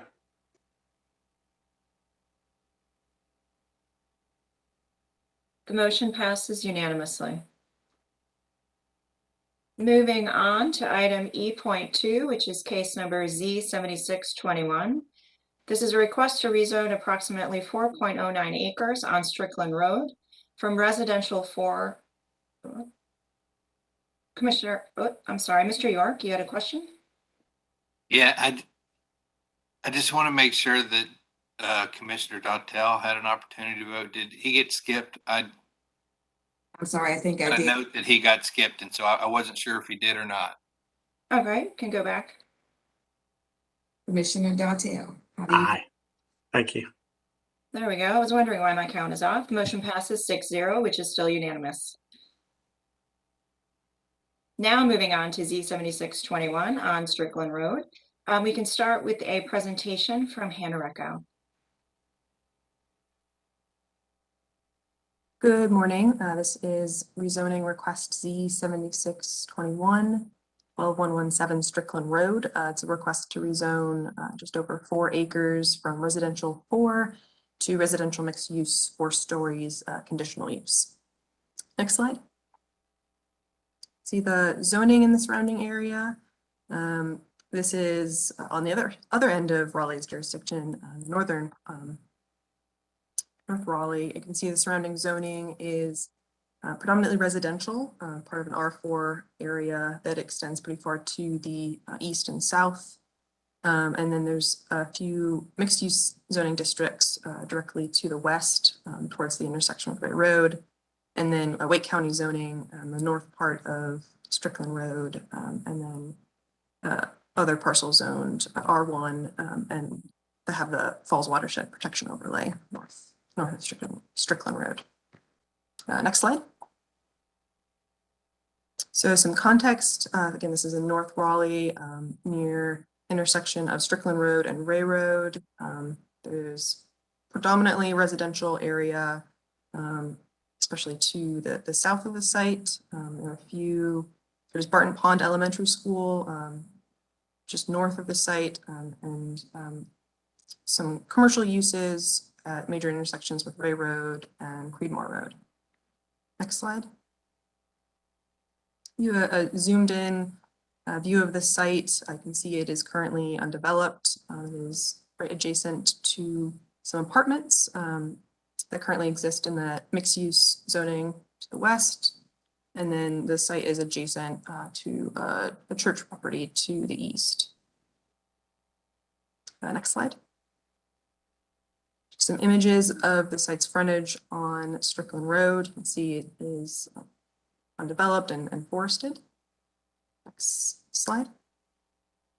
There are some zoning conditions that are proposed with this request. Condition 1 speaks to cladding materials that are allowed and prohibited. Condition 2 speaks to roof pitch and use of architectural shingles. Condition 3 specifies that if there are any wells on the site, they'll be sealed and capped, and if there are any septic tanks, they would be removed. Condition 4 specifies at least 150 feet setback from the rear of the property, so that's the southern boundary that's shared with the residential area to the south. This is significantly bigger than the neighborhood transition yard would require. Next slide. And then there's a condition specifying building setback from the paved edge of Strickland Road, and a condition limiting uses to residential minor utilities and accessory uses. RX zoning districts do allow, if they're located in a corner of two public streets, would allow some small amount of commercial use. So condition 6 is removing that possibility. Next slide. So big picture of existing versus proposed zoning, going from a residential zoning district to a mixed use district, removal of cap on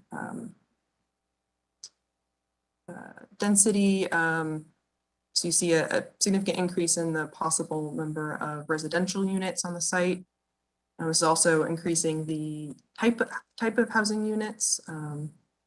And then there's no change in non-residential uses would remain prohibited.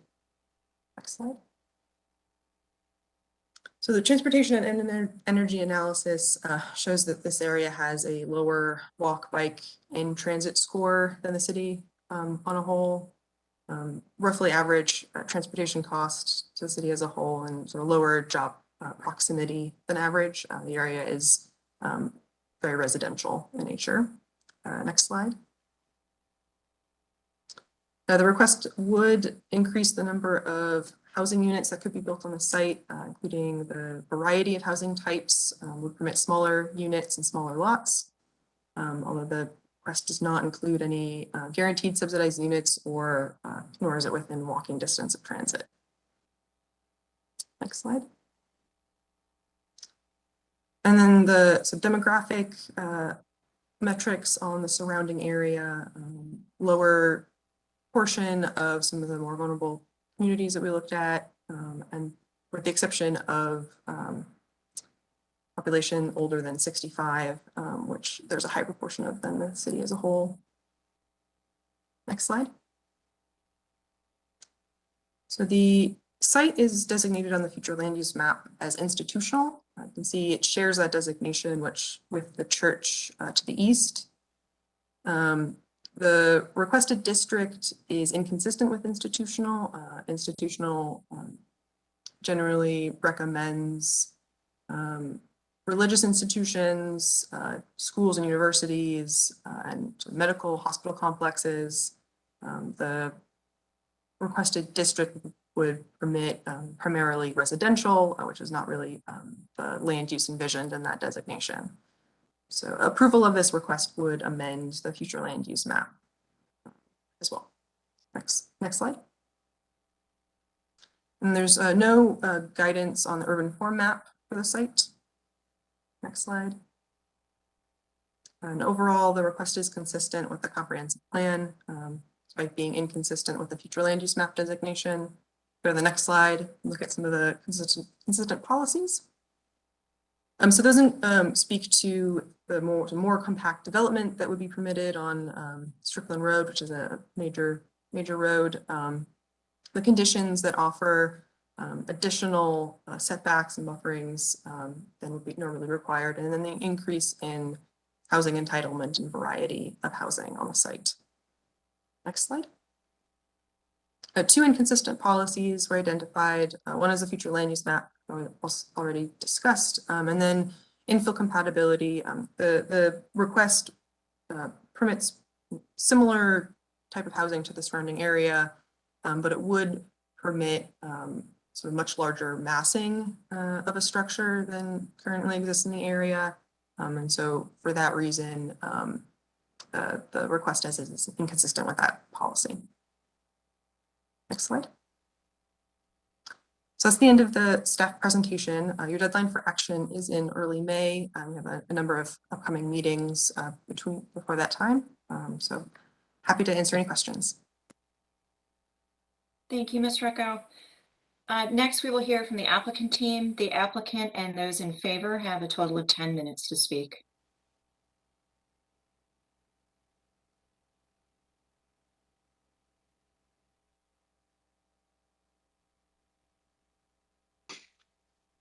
Thank you, Chair Fox and members of the commission. My name is Randy Herman. I'm an attorney representing the applicant, and I'll be presenting the information for this rezoning.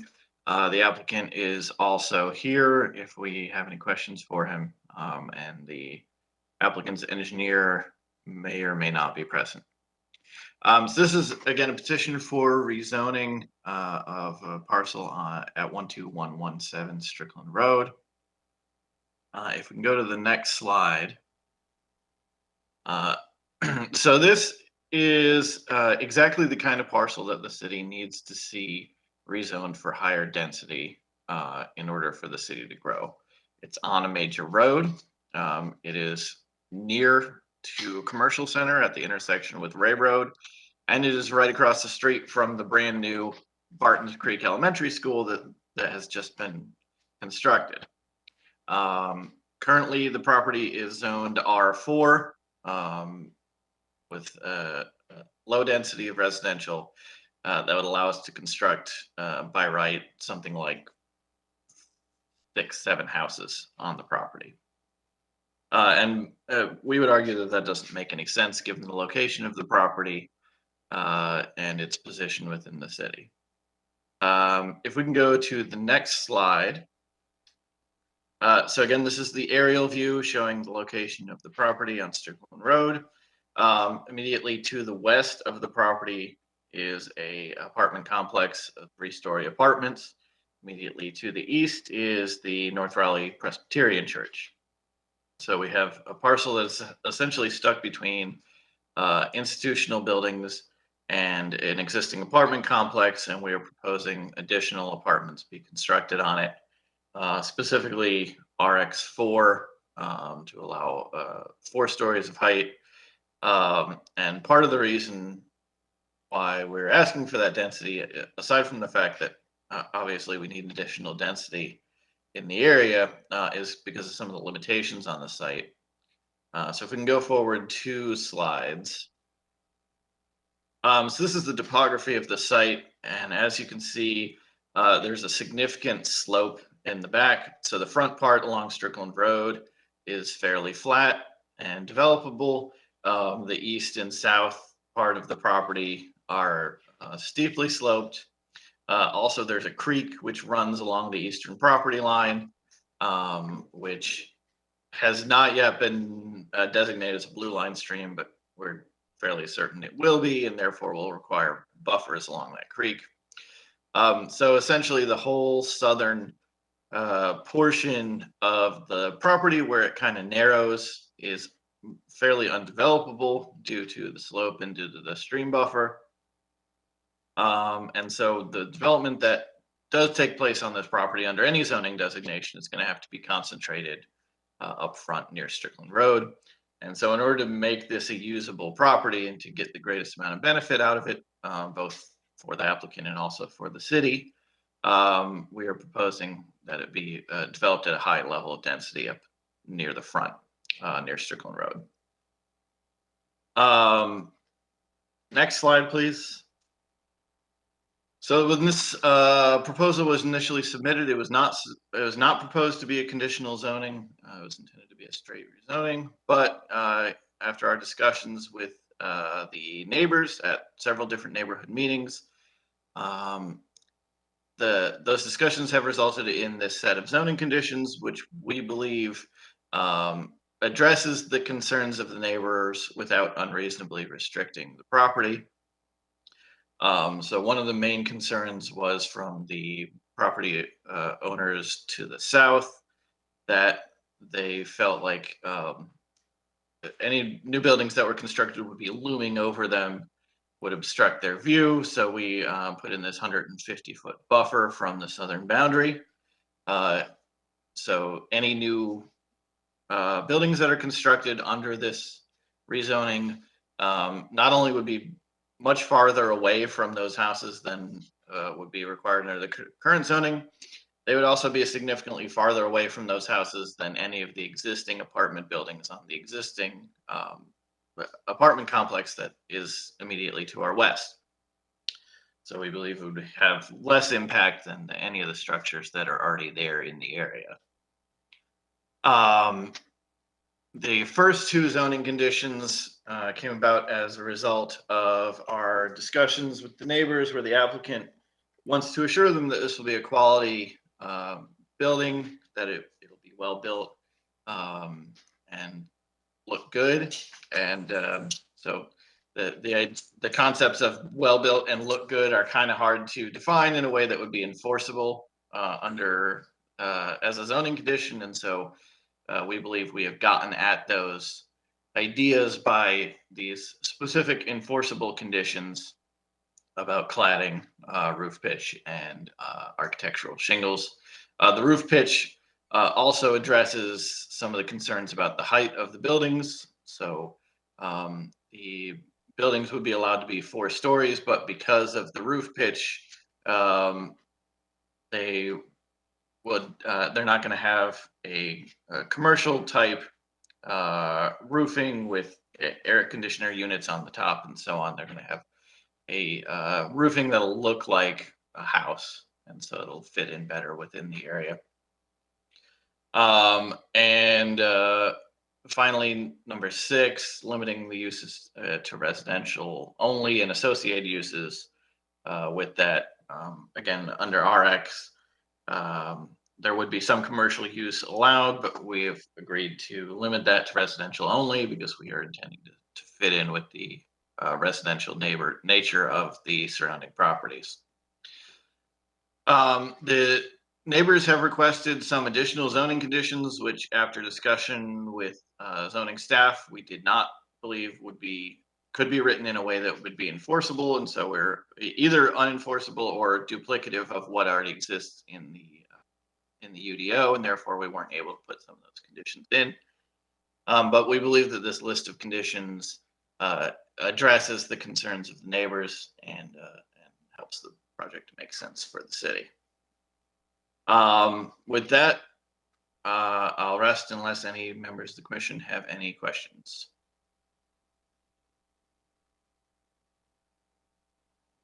Thank you. Now we will move on to speakers from the public. Those in opposition have a total of 10 minutes to speak.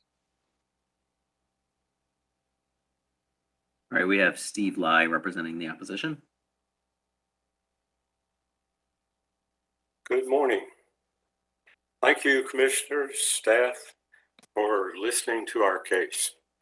I represent about 80 neighbors in the neighborhood who are loosely organized. No great overlay districts or anything, but we do have experience working with developers back in 1998 when the first urban experiment was proposed at the corner of Raleigh and Strickland Road. We did work successfully with those developers to develop conditions which worked for them and for us. Next slide. We have reviewed with interest your claims for benefits of the proposed development. We understand the need for more housing, but we don't understand Randy's claim that somehow this magically aligns the relative densities in the neighborhood. That was in fact the role of the apartments, to be a tapering off between the business and the residents around them. We also are concerned about mixed use. Mixed use without any business is just really high density residential. And the only business allowed, according to Randy, will be transactions that may occur in the parking lot. We are concerned about cost because we pay taxes. We are concerned that there has been no effort by the city to prepare this parcel for development. And in fact, there are major issues with sewer that have to be addressed. Next slide, please. Our major concern is compatibility. This neighborhood is not quite the way it is described by the maps and the data that you have heard this morning. This is an R1 neighborhood. The only areas that are not R1 are the apartments themselves, which are limited by conditions to R6 and R10. This is a rural residential neighborhood. People on Strickland Road outside the ETJ across from this property live by a different set of standards that we'll discuss in a moment. When this case evolved from R4 to R10 and became, well, evolved from R10 to RX4, all limits on the density seem to have disappeared. All limits on the height have been effectively removed. Even the proposal from Mr. Herman did not address the relative heights of this proposal. But as you can see here, it is multiple times the height of anything surrounding it. And there's been no emphasis, no discussion of security and pollution. Next slide, please. We have a number of concerns about the environmental impacts. Randy talked about some of the limitations inherent in the lot, but we haven't talked about what we're going to do, what conditions we might impose that would protect both the property itself and the downstream neighbors.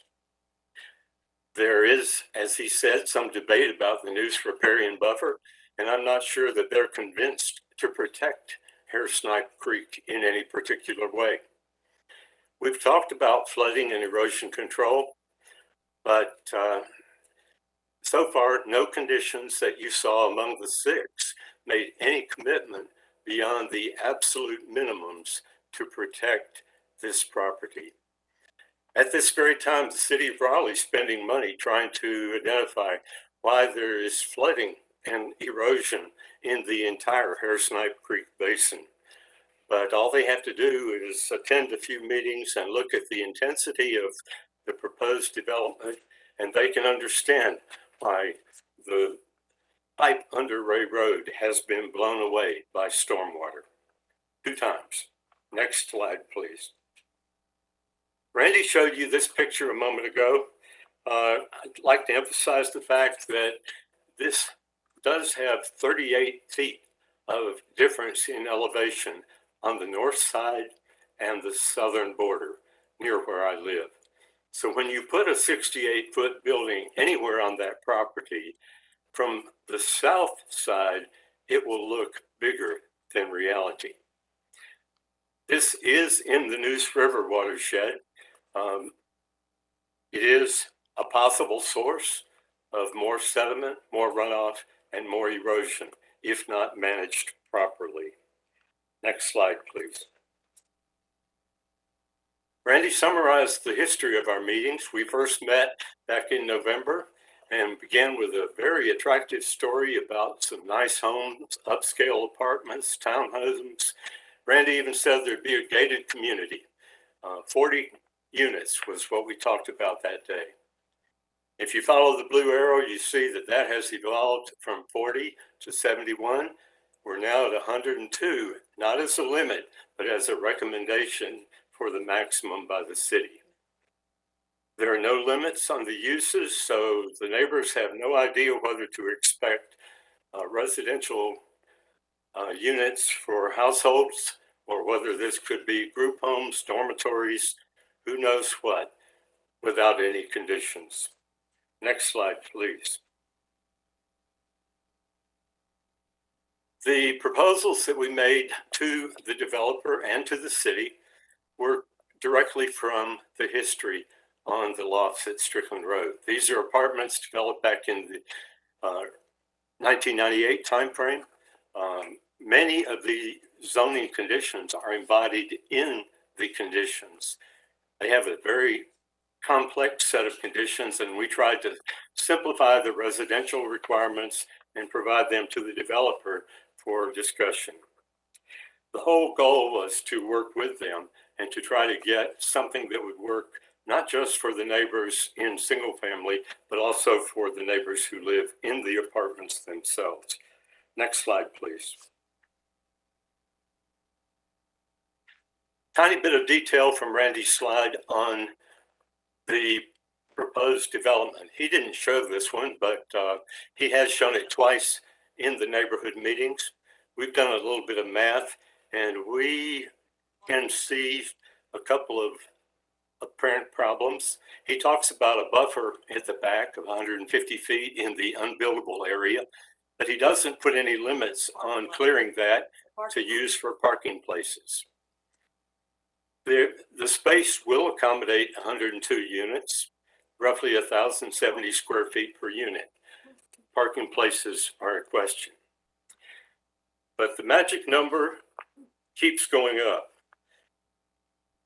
71 was the goal before RX4 became the topic of discussion at meeting number 3. Since then, it's gone through the roof. We believe that using their existing technology and smaller unit sizes, they could be planning as much as 146 units on this site. Next slide, please. Hannah talked a little bit about compatibility with the surroundings. I've taken the liberty here of making a slice of the development showing that there is no comparison between the single family homes far from the street and the 68-foot tall building, which according to the stated restrictions would be 14 feet from the street when the street expands to the right of way. It is also much taller than the apartments, which are really only 2 stories and are built 12 feet below street level. Next slide, please. You should take a look at the apartments. They are, as I mentioned, well hidden. Next slide, please. Here's a picture of the proposed development land. And if we overlay upon that, next slide, please. A picture of one of the buildings developed here in the city. This is probably the building that they have described in their conditions, and it is probably exactly where it would be located relative to the street today. It would be even closer as the street expands. Next slide, please. Having not heard anything from Randy since the 3rd meeting, we approached the Smiths, who are in fact the applicants of this zoning case. They had been good neighbors for 16 years. They wrote back to us and said the following. They appreciated our letter. They appreciated our recommendations, which you've seen summarized here today. And they recommended that we work with the city and the developer to settle on a scheme that we feel would be more appropriate for this property. And they complimented our specific suggestions as a good starting point. Next slide, please. So here we are today. There are numerous people online who oppose it. They don't have time to speak, but I appreciate you giving me this time. My clock just ran out. But the opponents do ask the commissioners to consider our attempts to work with Mr. Herman and Mr. Phillips, who is apparently the buyer, if not the developer. Appreciate the fact that Hannah's report today changes the compliance from negative to, or from positive to negative on LU 8.12 infill compatibility. I hope that my sketches today have convinced you that that building is far too big for where it is proposed on this property.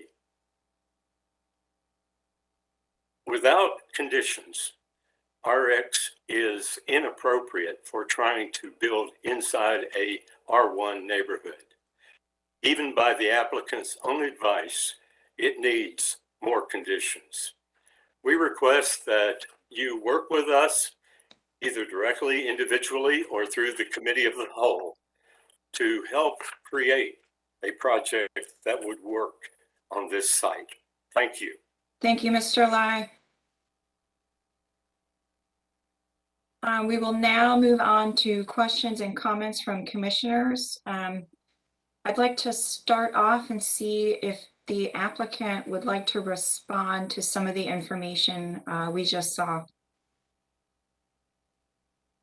Thank you, Chair Fox. I just have a couple of points to make. Some of the statements made by Mr. Lai are just not accurate. For instance, he claims that the proposed building would be twice the height of any existing building in the area. That's simply not true. The existing apartments to the west are 3 stories. We are proposing 4 stories. Obviously, it is higher, but it's not that kind of magnitude higher. In addition, the slides shown by Mr. Lai showing the proposed apartment building looming over the existing houses is just not accurate to the actual locations of the properties. There are houses on the other side of Strickland Road, which are located significantly back from the road. And there are houses to the south of this property, again, on the other side of the creek, on the other side of our proposed 150-foot buffer. And those houses also are set back pretty significantly from their property lines. So there are no actual structures anywhere near where the apartment buildings are proposed to be constructed, other than the closest buildings are the existing 3-story apartments to the west. And again, we're proposing 4-story apartments. Some of the issues addressed by Mr. Lai also, he is concerned about the stormwater erosion, about light and noise pollution, about sewer use. All of these are matters that are already addressed in the UDO.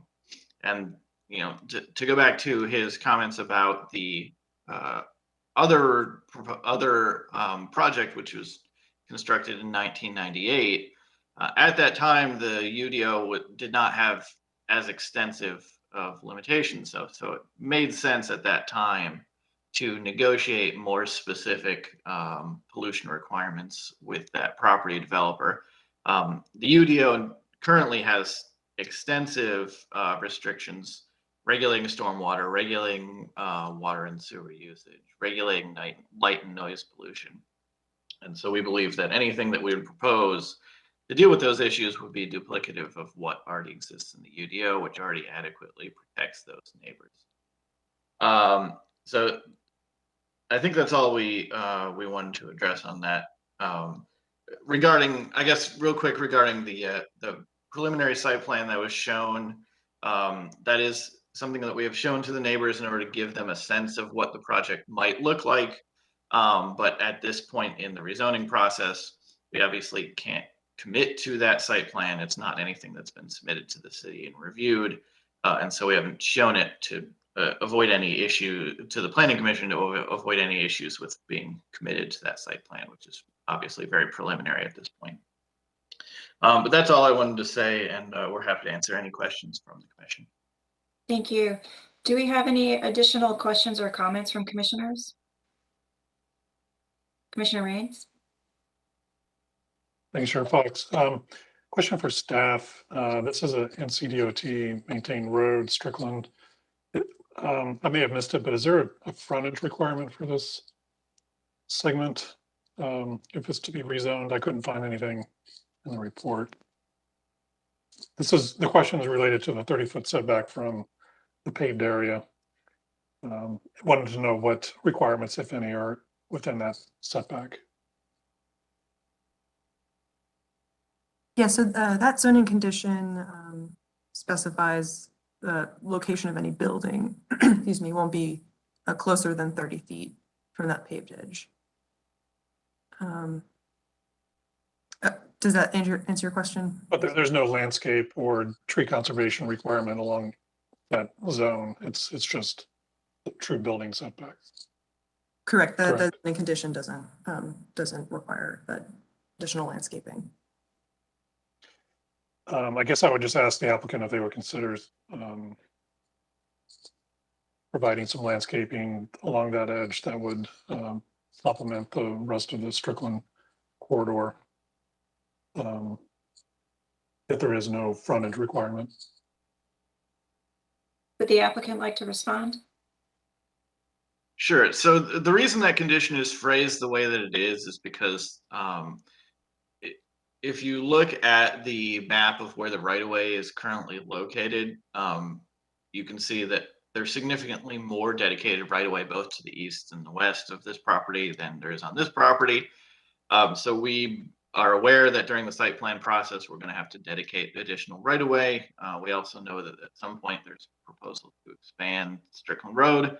And so just because there's so much flux as to where the location of the right-of-way actually will be at the point when we get to the site plan development process, we didn't want to overcommit just because we don't know what that frontage is going to look like at that point.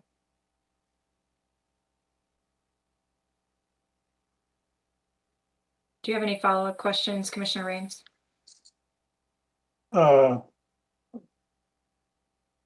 Sorry, I don't think so. I'm just, wherever that right of way starts or stops, whether it's 10 feet in or 20 feet in or whatever the final right of way is, the 30-foot setback starts there. So I guess within that zone, I would recommend some sort of additional landscaping along that edge for the full width of the property abutting Strickland.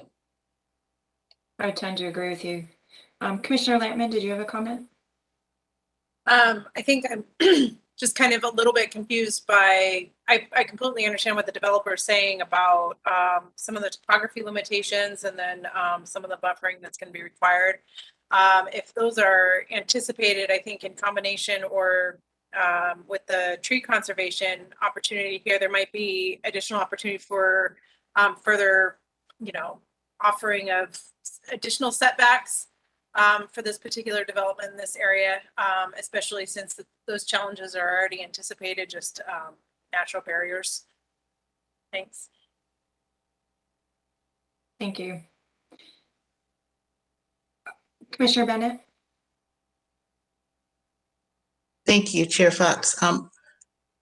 My primary concern is with the infill compatibility inconsistency. The staff report noted, noted that inconsistency and that this is somewhat out of scale with what is currently there. I also recall reading that it's, Strickland is a major corridor, but this portion of Strickland is not the widened portion of Strickland. So this is a fairly constrained portion of Strickland that gets pretty congested. I drive Strickland almost every day. So I am a little bit concerned about the scale of this development in relation to what's currently there, and knowing that that portion of Strickland has not been widened yet, and I'm not sure there's actually a time frame for it to be widened. So that's just a comment. That's not really a question. It's just expressing the primary concern I have with this. To follow up on your comment, I'm wondering if the applicant has considered limiting the height in certain portions of the parcel.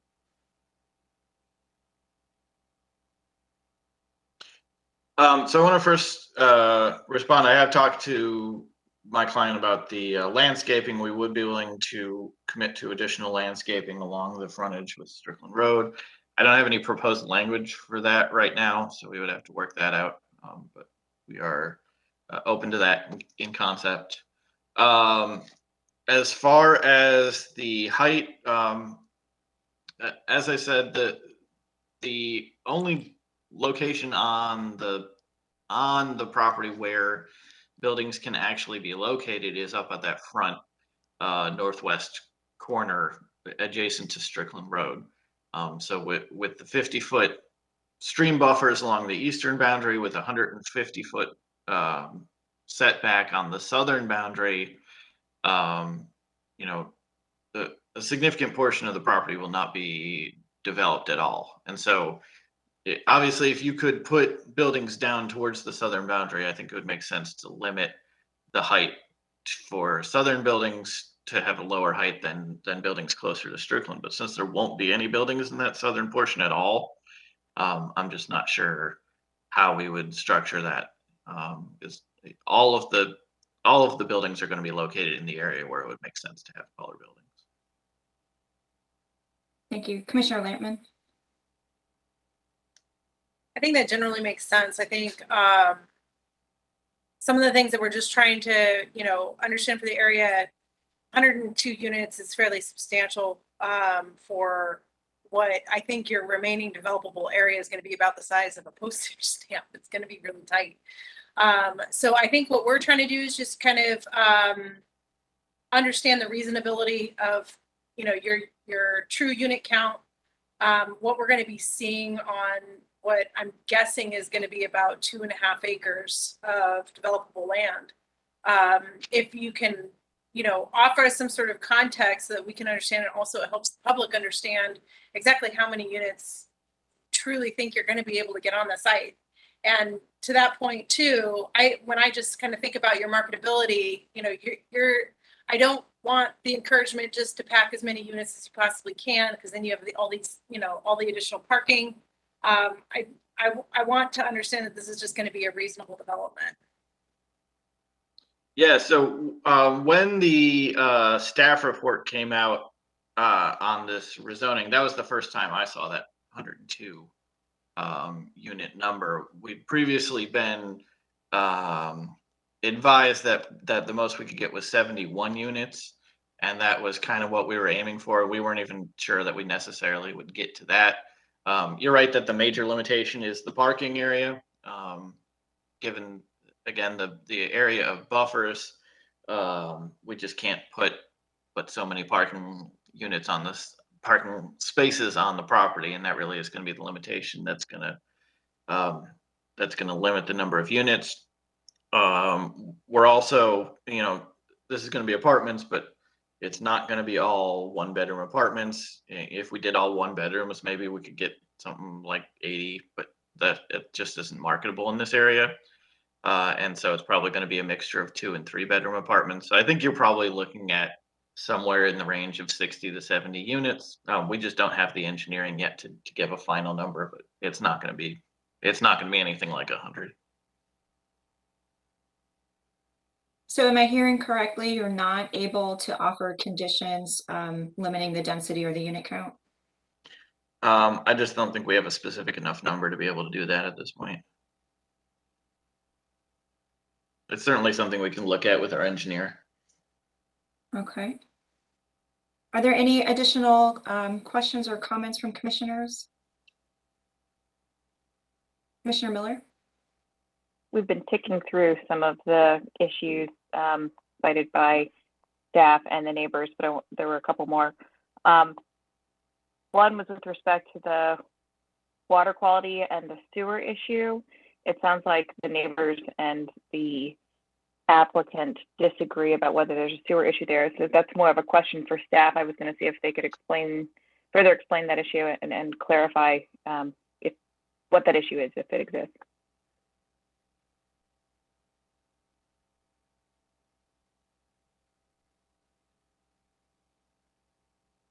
I'm not sure if we have anyone from Raleigh Water on this call that could speak to that. I can try to answer that based on what I know about the site. And I can also just opine, because you'll see this language in most every staff report, that typically they will require a downstream sewer capacity analysis to ensure that there's sufficient capacity within the sewer system. And if there's not, then the applicant is responsible for making upgrades to the system to address those capacity constraints. They simply will not allow a development to connect to the system that would create a situation where capacity is exceeded because of the significant public health concerns that would occur if that were to happen. Understood. Yeah, Thank that's you. going to be the case in every development. Thank you for that. One other issue related to the neighborhood meetings, when the neighbors presented a slide, it said that there were 3 neighborhood meetings, and at that time, the zoning case recommendation was R10. This question is for staff. If the neighbor, well, just to clarify that whether that is what happened, and if so, what are the rules around neighborhood meetings, and as a case develops, and if it changes its rezoning application? Sure, yeah, so the case has evolved, the request has changed since it was originally submitted. It was originally an R10 request, and the applicant held their first and second, and then also a third additional meeting as a R10 CU request. After that second neighborhood meeting, they amended the request as they're able to do during the process, and could still make changes. And so, does that answer the question? The change to RX happened after the second neighborhood. I think that there was some significant staff back and forth after this question was raised, and the general thought was it was certainly advisable for the applicant to do another neighborhood meeting because the case had changed significantly, but it was not a requirement of the UDO. And to make it a requirement of the UDO would require a text change where we would provide some provision that if a case changes or significantly increases the requested intensity of use between the neighborhood meetings and the planning commission review, that they have to have another one. But there's no requirement there, and staff did not feel we could require another neighborhood meeting based on the language in the code. So you just have the fact that there was not another neighborhood meeting is part of the record and part of the process, but they haven't violated the process as spelled out in the UDO by changing the case significantly after the neighborhood meeting. Thank you. That's helpful. Perhaps we should look at that. But that's an aside. For what it's worth, I can tell you that the neighbors were told that the proposal was for 4-story apartments.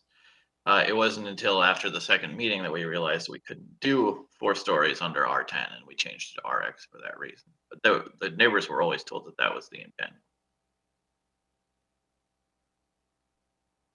Thank you. Would you be able to clarify one of the exhibits that we saw looked like townhouses, perhaps? Was the intent to have 4-story townhomes? The intent is to have 4-story apartments. I'm not sure which exhibit, unless you're talking about the site plan, which just shows building envelopes. So it shows the location of where buildings might conceivably be located. That those envelopes are essentially going to be the same, whether it's apartments or townhomes. But the proposal is, the plan is to do apartments, but that's not specifically included in this rezoning request. The Okay. rezoning, if approved, would allow either. We might have to agree to disagree on the land area used for a townhome versus an apartment building based on how double-loaded corridors work. However, I think we've heard a fair amount of conversation from commissioners, and it looks like there are recommendations to consider additional landscaping along the Strickland edge. Perhaps some clarification on what is allowed in that southern buffer. You offered also perhaps looking at a density cap on the number of units. And I would also recommend we defer to allow you the opportunity for additional community conversation or discussion with the neighbors. Commissioners, we have the option of deferring this to a date certain of a future full planning commission meeting. Or we can also defer this to the committee of the whole meeting in March, which currently does not have anything on its agenda. And I believe that is scheduled for March 24 currently. By show of hands, show me your interest in deferring to a COW meeting.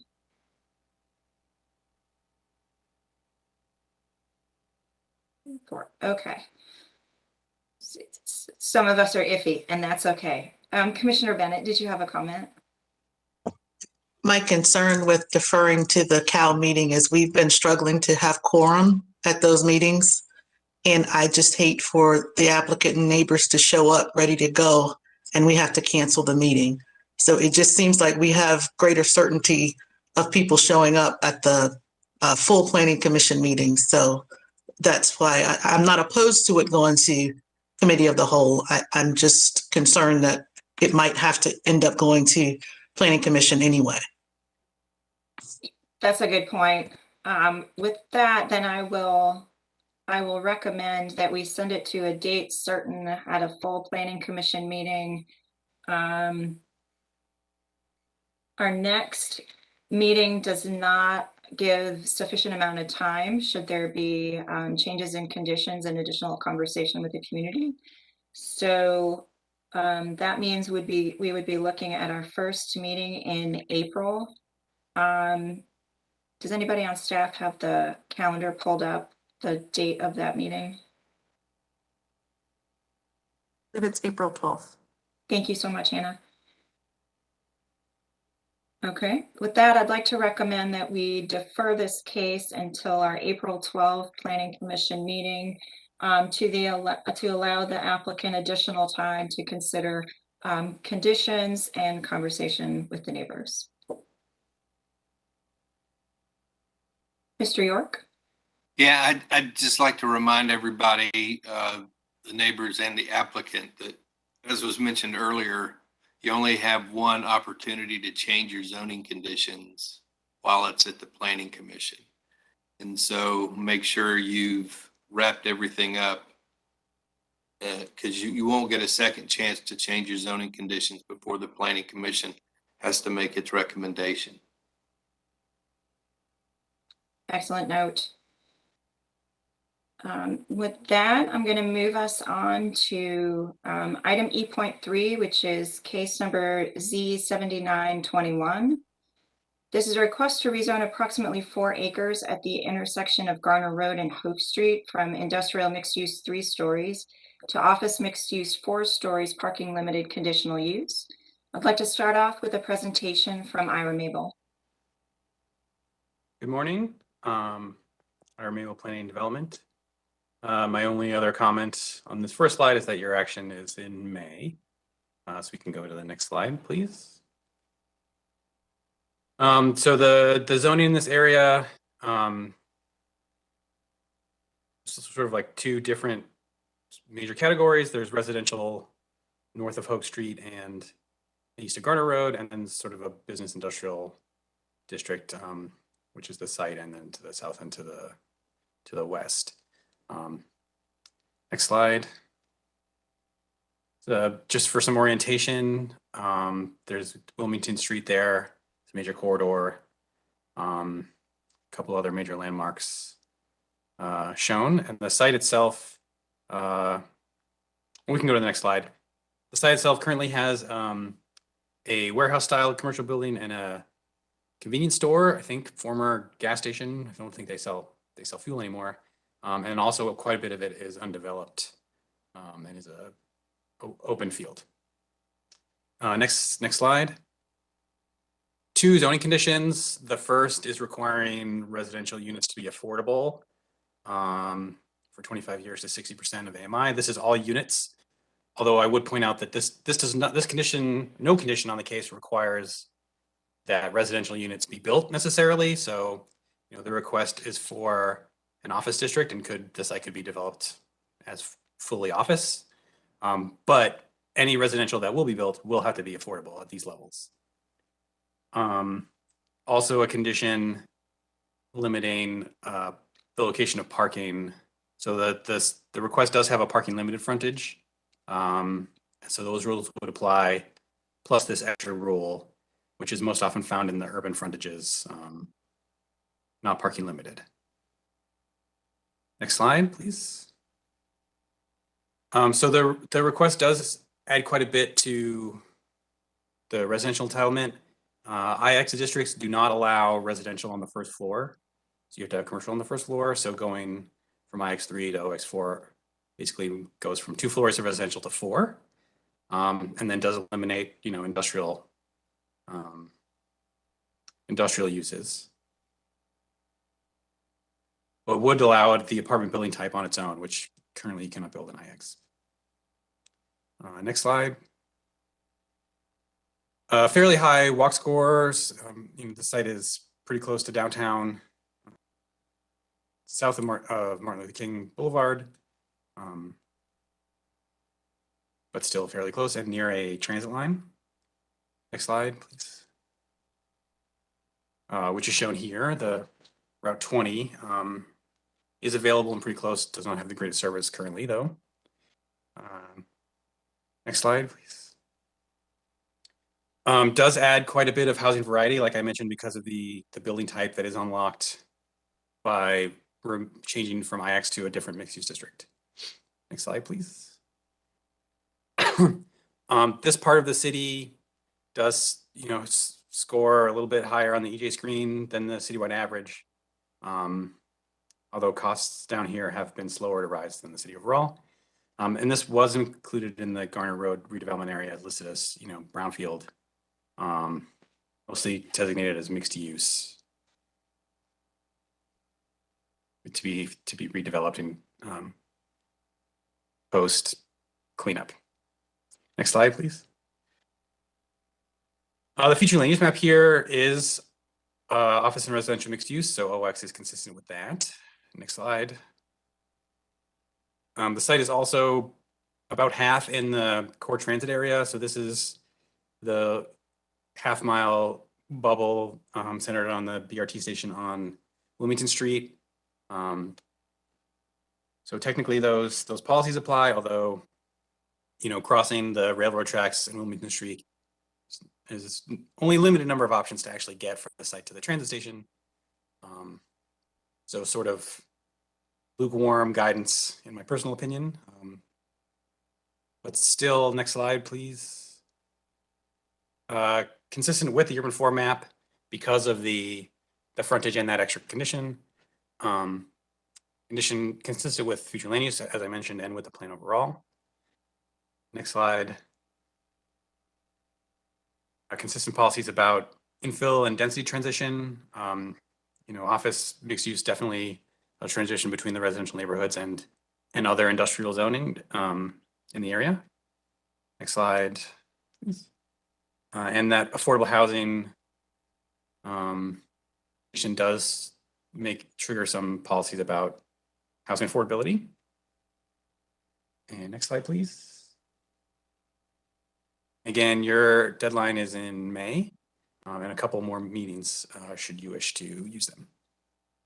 Happy to answer any questions. Thank you, Mr. Mabel. Next, we're going to hear from the applicant team.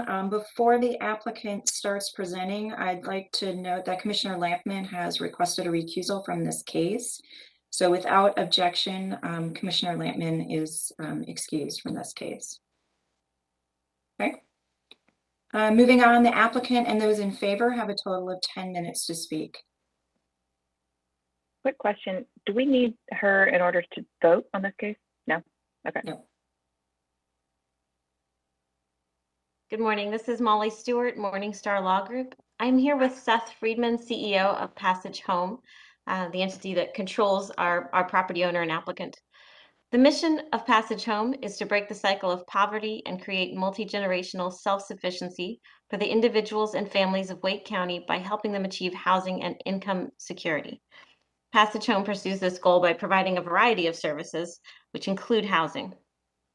On this site, Passage Home is targeting 104 affordable units, averaging 60% AMI and for a minimum of 25 years.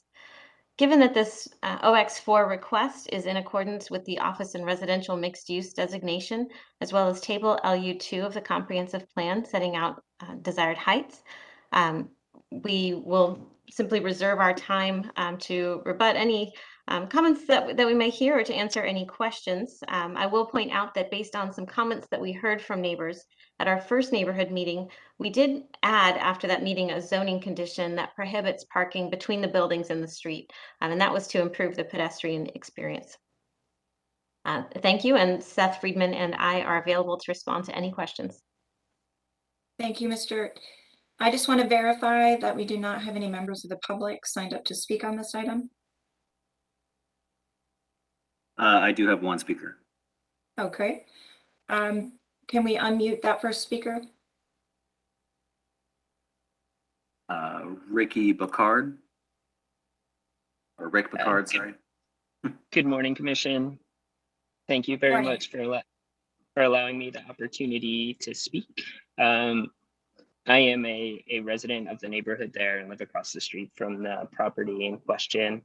And first off, I want to acknowledge the developer's request to make this affordable housing. It is a need that's in high demand in the area, so I certainly appreciate that. My two primary concerns stem from the parking limited designation and the mixed use designations. I see now that there is a condition in there in regards to not putting parking between the buildings and the street. I'm unsure as to why that needs to be done via a parking limited designation with some conditions versus utilizing a green designation urban frontage, which is out there. So that is one question for the commission and the developer to better understand that condition and why that is required in this instance. I do believe that, having that landscaped vegetation between the building and the street will certainly help in regards to the transition to some of the industrial zoning that takes place just west of the property. In addition to that, I see that, it is office mixed use. There's no condition or mention of non-residential mixed use space there. It does seem like quite a few units. It's very little opportunity for any non-residential mixed use. I do know that the folks who presented initially in regards to the corner store there mentioned that there is no food being sold there. That is not the case. It is a very active corner store, which sells, a variety of goods, including essentials to the neighborhood. It's frequented often. And so being able to replace that would be of importance. So being able to have some sort of, retail office, opportunity for employment within that space to me as a member of the neighborhood, and I'm sure I'm speaking for others, would be incredibly important. This is a very large developable lot within the Beltline, one of the few remaining. And there's another zoning request on the table for the property next to it also, which is heavily residential. I think we need to be really thoughtful in how we go about approaching the development of this land and making sure that it does incorporate some office retail opportunity for employment, which will add to the vibrance of the city. So I think those are my 2 points. So I would ask for further clarification in regards to the condition on the parking limited, and if possible, to see that potentially changed to an urban frontage, perhaps green, or even this green plus designation, which I was super excited to hear about earlier in today's call. And then as far as the office mixed use piece of it, I would like to see some sort of condition written into the proposal that would allow for a reasonable amount of non-residential mixed use space. So thank you very much. Thank you for your comments. Do we have any other members of the public signed up, or was that it? That's it. Okay. So I'd like to allow for questions and comments from the commissioners, perhaps at the start, maybe staff could provide a little bit of context related to some of the frontage requirements. Sure, I'd be happy to. So parking limited is what we call the hybrid frontage in the code. So there are the urban frontages that are listed are urban limited, urban general shopfront, and also green. Parking limited is a hybrid. It does allow parking between the building and the street, 2 bays and 1 travel lane. The 4 urban frontages allow no parking between the building and the street, but there are other differences between them. So the applicant can speak to, their motivation. But from a code point of view, generally the urban frontages have a higher build to requirement. So more of the building has to be between up close to the street. There are streetscape requirements may be different. I don't remember those off the top of my head. So there are other differences, but theoretically prohibiting parking would at least, eliminates that option from the parking limited, but keeps the other standards in place. There are different streetscape requirements for urban frontages, typically a wider sidewalk and tree pits as opposed to a grassy verge. And urban frontages have carried parking reductions with them, but that may soon be moot with the citywide parking repeal up for public hearing a week from today.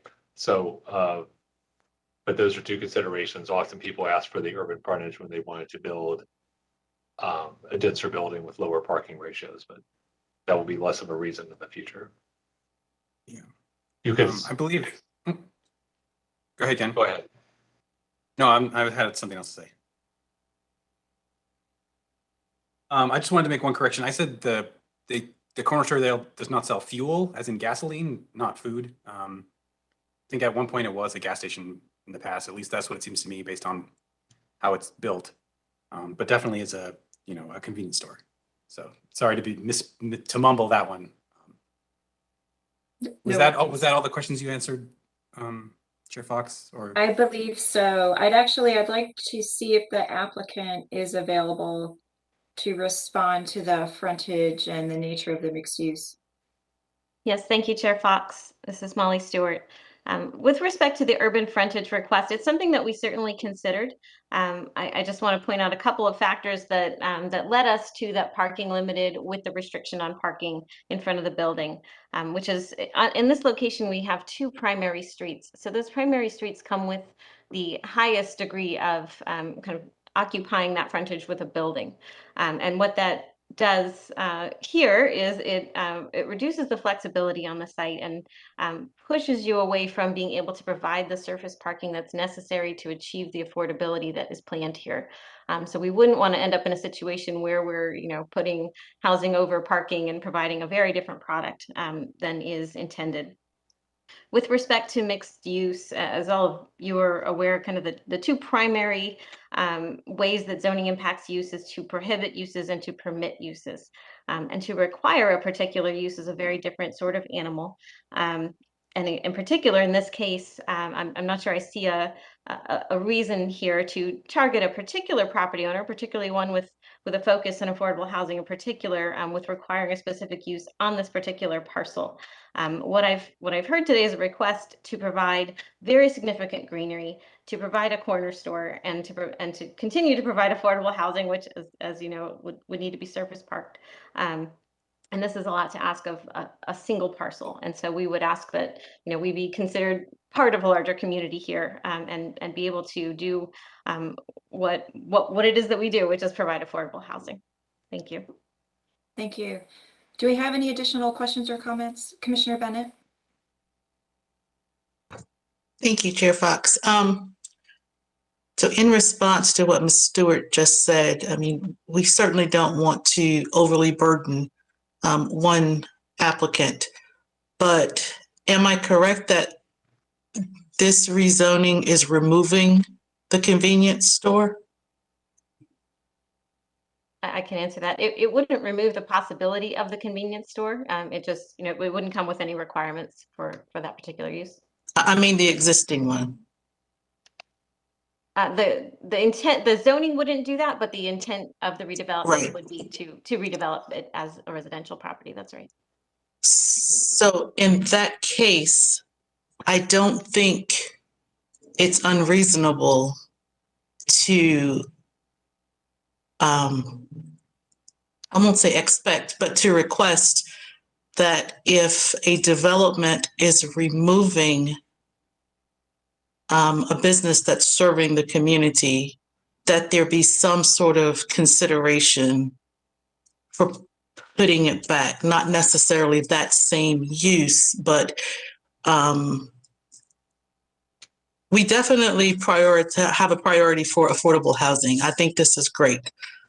But we also talk about the importance of mixing uses as well to encourage people to walk and use transit and not get in their cars. So if there is a store there that is providing the neighborhood with some of the essentials, and this development would take away the store, then could there not be some sort of consideration for replacing it with something that since this is a mixed use rezoning, something that would, serve the community in a non-residential way as well, without hurting the affordability? Sorry. I was just going to say without hurting the affordability. I'm happy sorry. to consider that option. I would say initial analysis indicates that would make the project simply infeasible. Like I said, we would continue to look at that as we know more about the project, but it's not something that we could commit to as part of zoning. There's a practical consideration in terms of how you would structure and enforce such a condition, which is that zoning is great at regulating the building, but not what's in the, and what can be in the building, but not what will be in the building. So you could certainly craft a condition that says that this site will include as part of its development program, say 2,000 square feet of retail space. But if they can't get a tenant in there, there's nothing really you can do from a zoning standpoint. You can build the building to accommodate a retail tenant, but it would be hard to do a zoning condition that would guarantee the presence of a retail tenant because someone has to desire to put their business in there.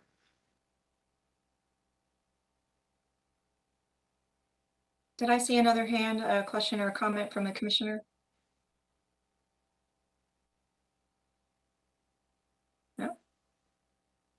Seeing none, I'd like to entertain a motion.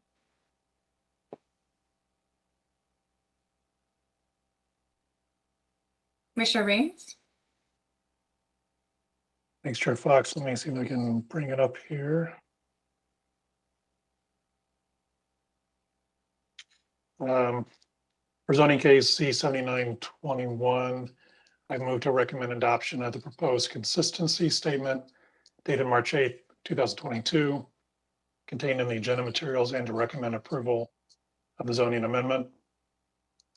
After considering the policies, maps, and other materials included as a part of the comprehensive plan, the Planning Commission determines that the proposed zoning amendment is consistent with the comp plan and other adopted plans and consistent with the future land use map